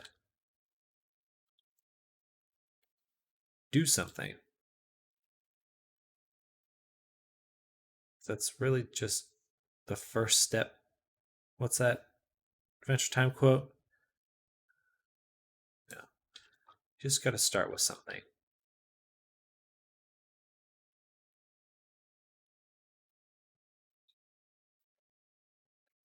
The emotional aspects of making art are actually the hardest to really sound like you're confessing love. I think art is an act of, on some level it has to be an act of self-love. You know, you have to be okay with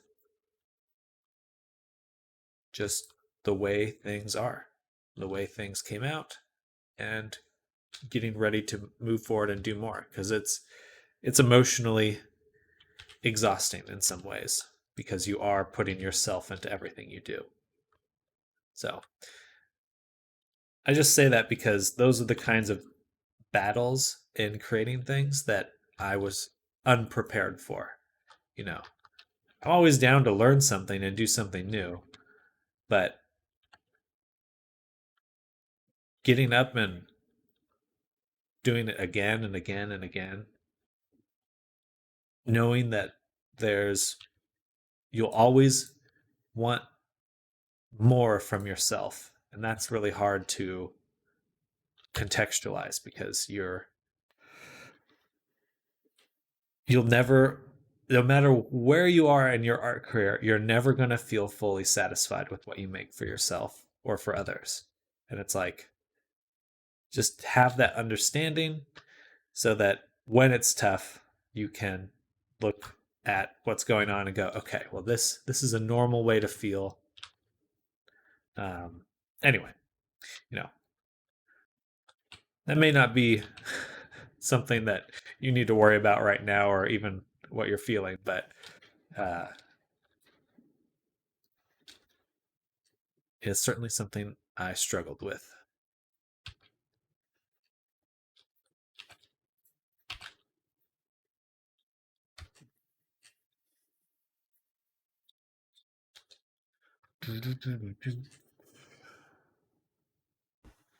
Do we move this up? God damn it.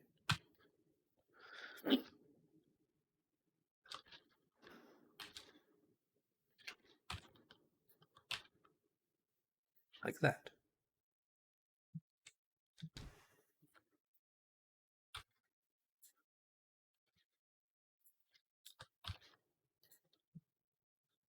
Yes, I like this. We'll do one more cut here.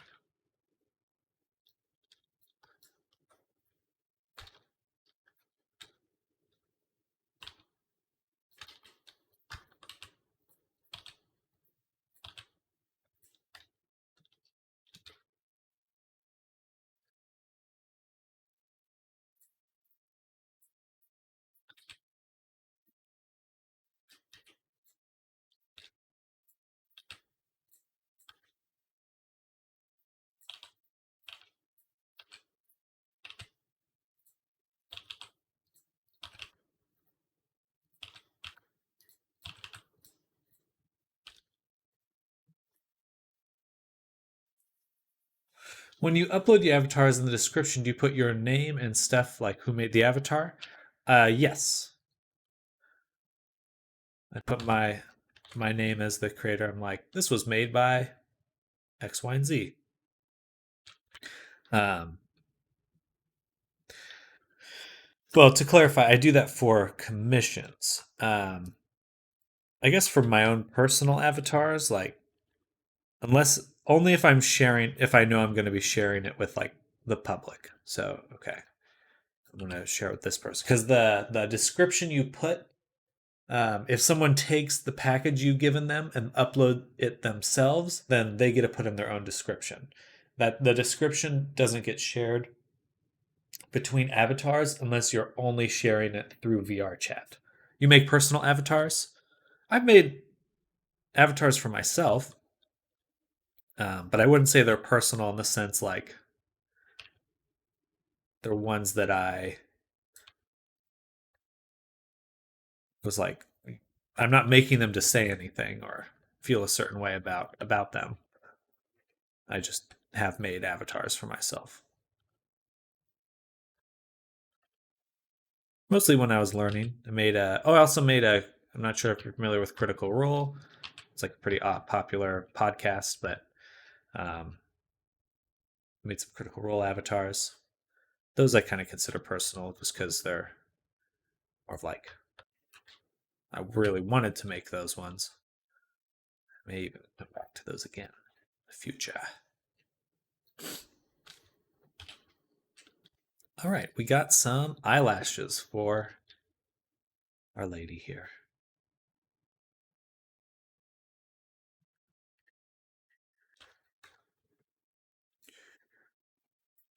Let's make this a little bit thinner. And let's actually bevel that part right there. Make it nice and smooth.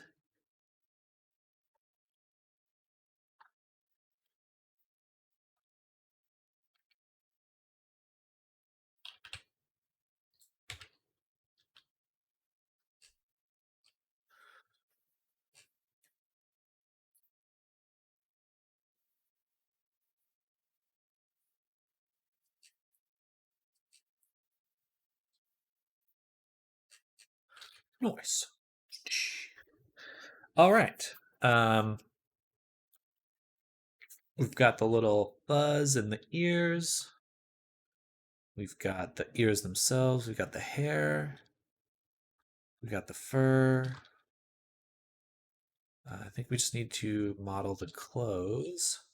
How do I put the avatar from the hierarchy into a folder, which will be the finished product, like a prefab, I think it's called? I did it, but I forgot.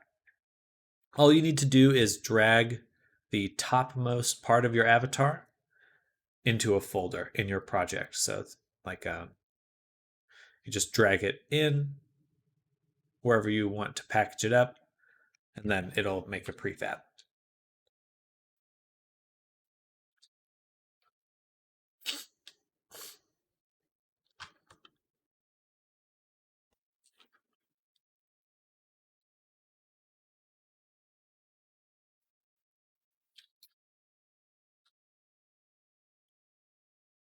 Variant, because that means if you ever make changes to your FBX file in the future, it will still incorporate those changes into the prefab.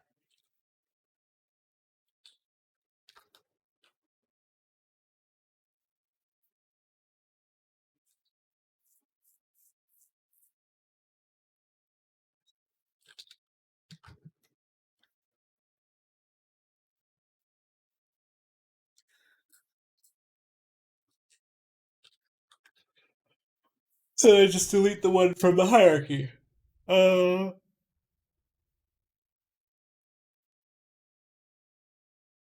you can. I would just leave it in your scene. Usually you're uploading from a scene. So, just tell the person you're working with, go to this scene. The avatar's there ready to go. You just upload from that scene.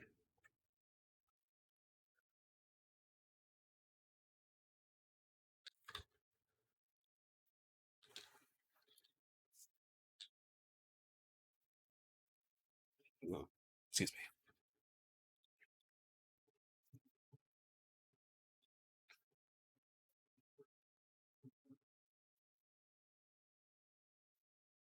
But if I do more avatars, I need to put them into the scene, so I need to get rid of last avatar.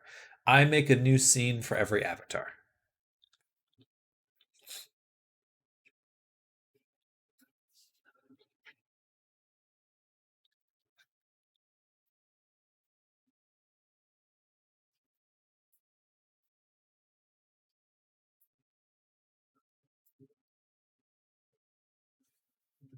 And I guess we want to do actually like 30. That way they'll be sharp.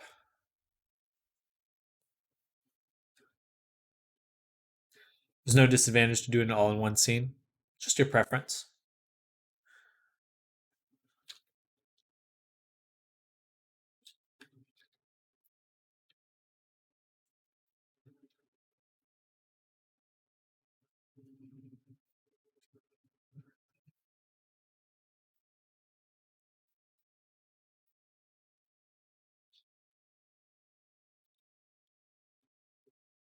This way, this way.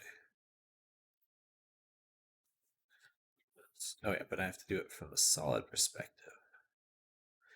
And nearest face interpolate. Oh, that's why my fur is so different. It's because I don't have it set to nearest face interpolated.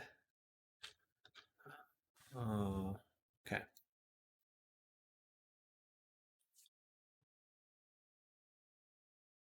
There we go. Yes, a little bit better.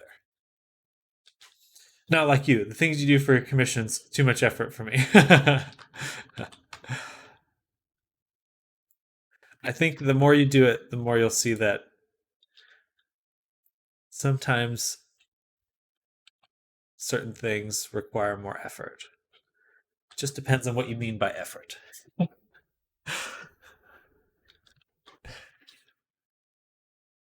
But that doesn't matter.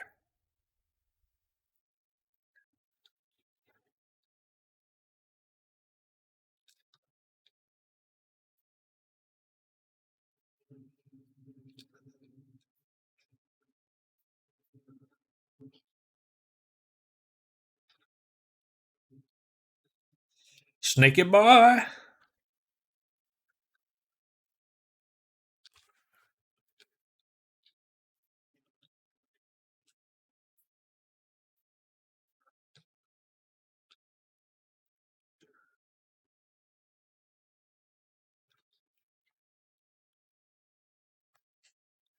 All right, hair has been combined into one object.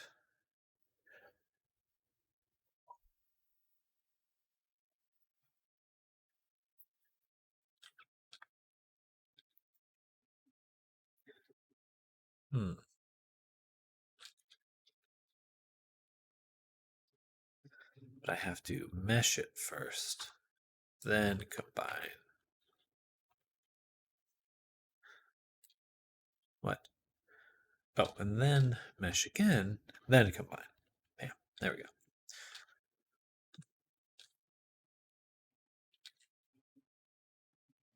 All right, hair should look a little bit better. Certain angles. It's supposed to have two accessories active in both hands, or just activate both accessories with one button.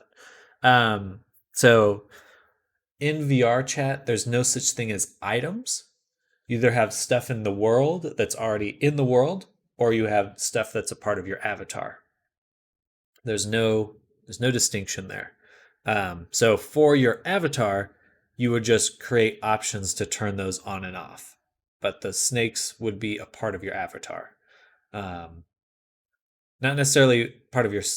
You could separate them from your skeleton, but they'll be in your avatar hierarchy.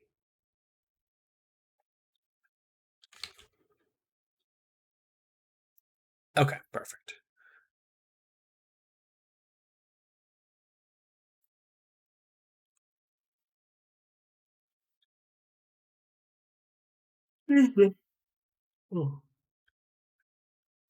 Oh, you know, no, I did it. Oh, yeah, right there. There's still one side of the head here.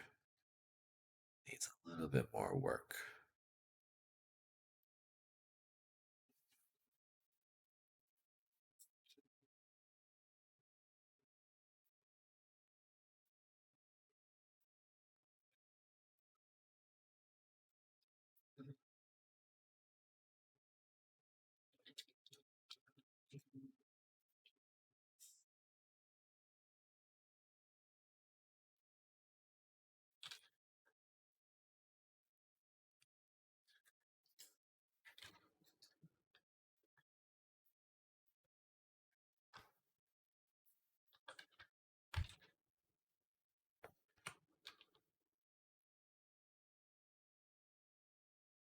Cut.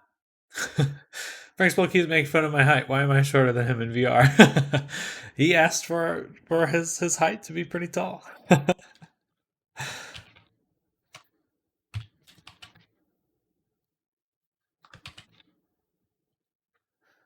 Can I have two different snakes do different hands? Oh, absolutely. Red snake, left hand. You just change the material. So you can make one snake, two different materials. You're good to go.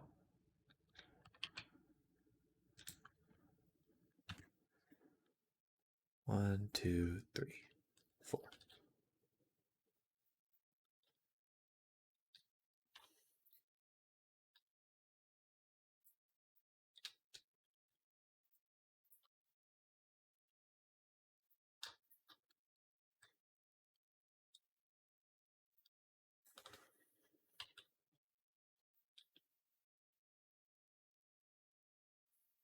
I'm gonna have paper thin hands and feet and legs. You do you. I'll be the thinnest VR character ever.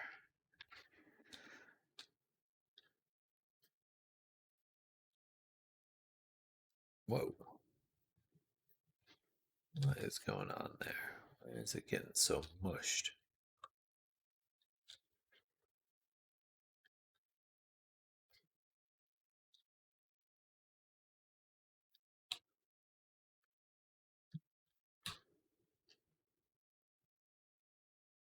Oh.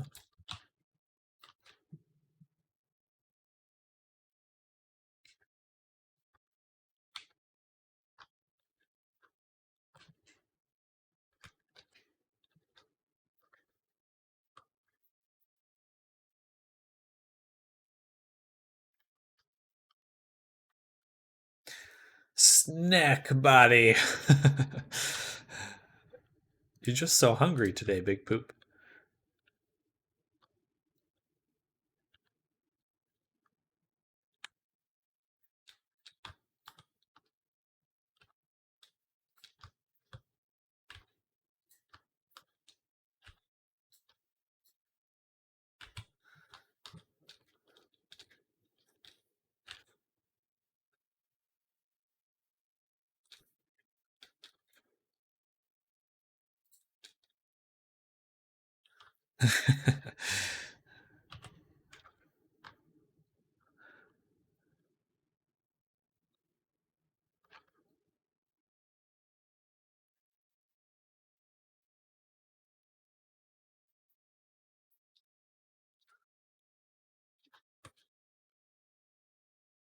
When are you making your Twitch overlay?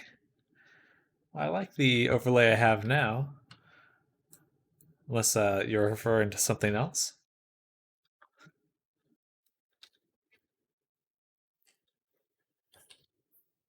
Oh, I do have to. I will be going to lunch a bit early today, in 10 minutes, because I have to do a meeting. So it's just FYI. What add-on is it when you draw with the pencil thingy? It makes into cylinders. That is Quick Shape, and it's a really cool add-on. But it takes practice. It's also pricey. It's about $30.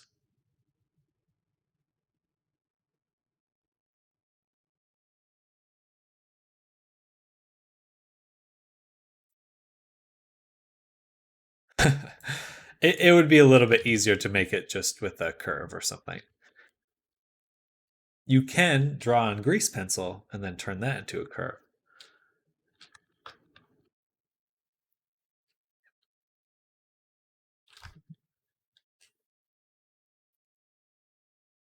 Yeah, the tail needs to be just a little. What is grease pencil? Seen it before? Grease pencil is like a 3D drawing tool in Blender. So it looks kind of like this. You could just view, draw. You can just draw, and it's like in 3D space. This was actually the original tool for it. This used to be called the grease pencil, but now it's the annotation tool.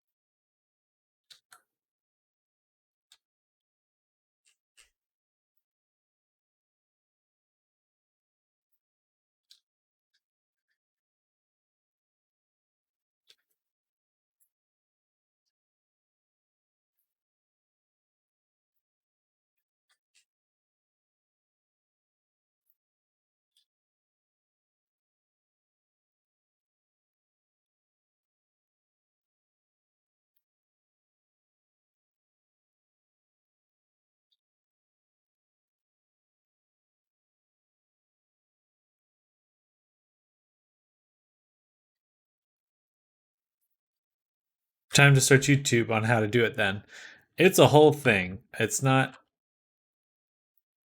I wouldn't say you can just jump in and start making stuff right away.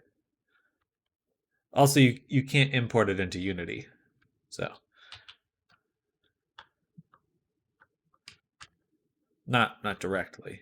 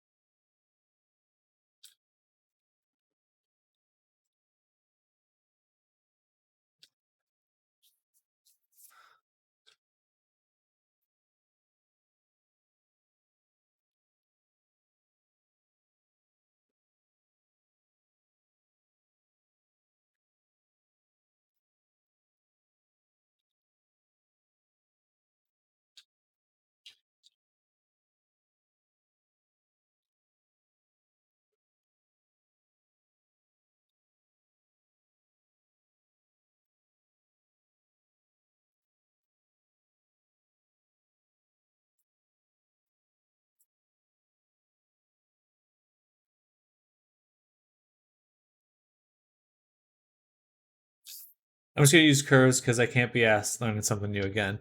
Yeah, I think curves would be the easiest way to do it. It's just that, and really what you would be doing is taking a grease pencil, drawing, and turning it into a curve. So at the end of the day, it's kind of you're kind of doing the same thing anyway.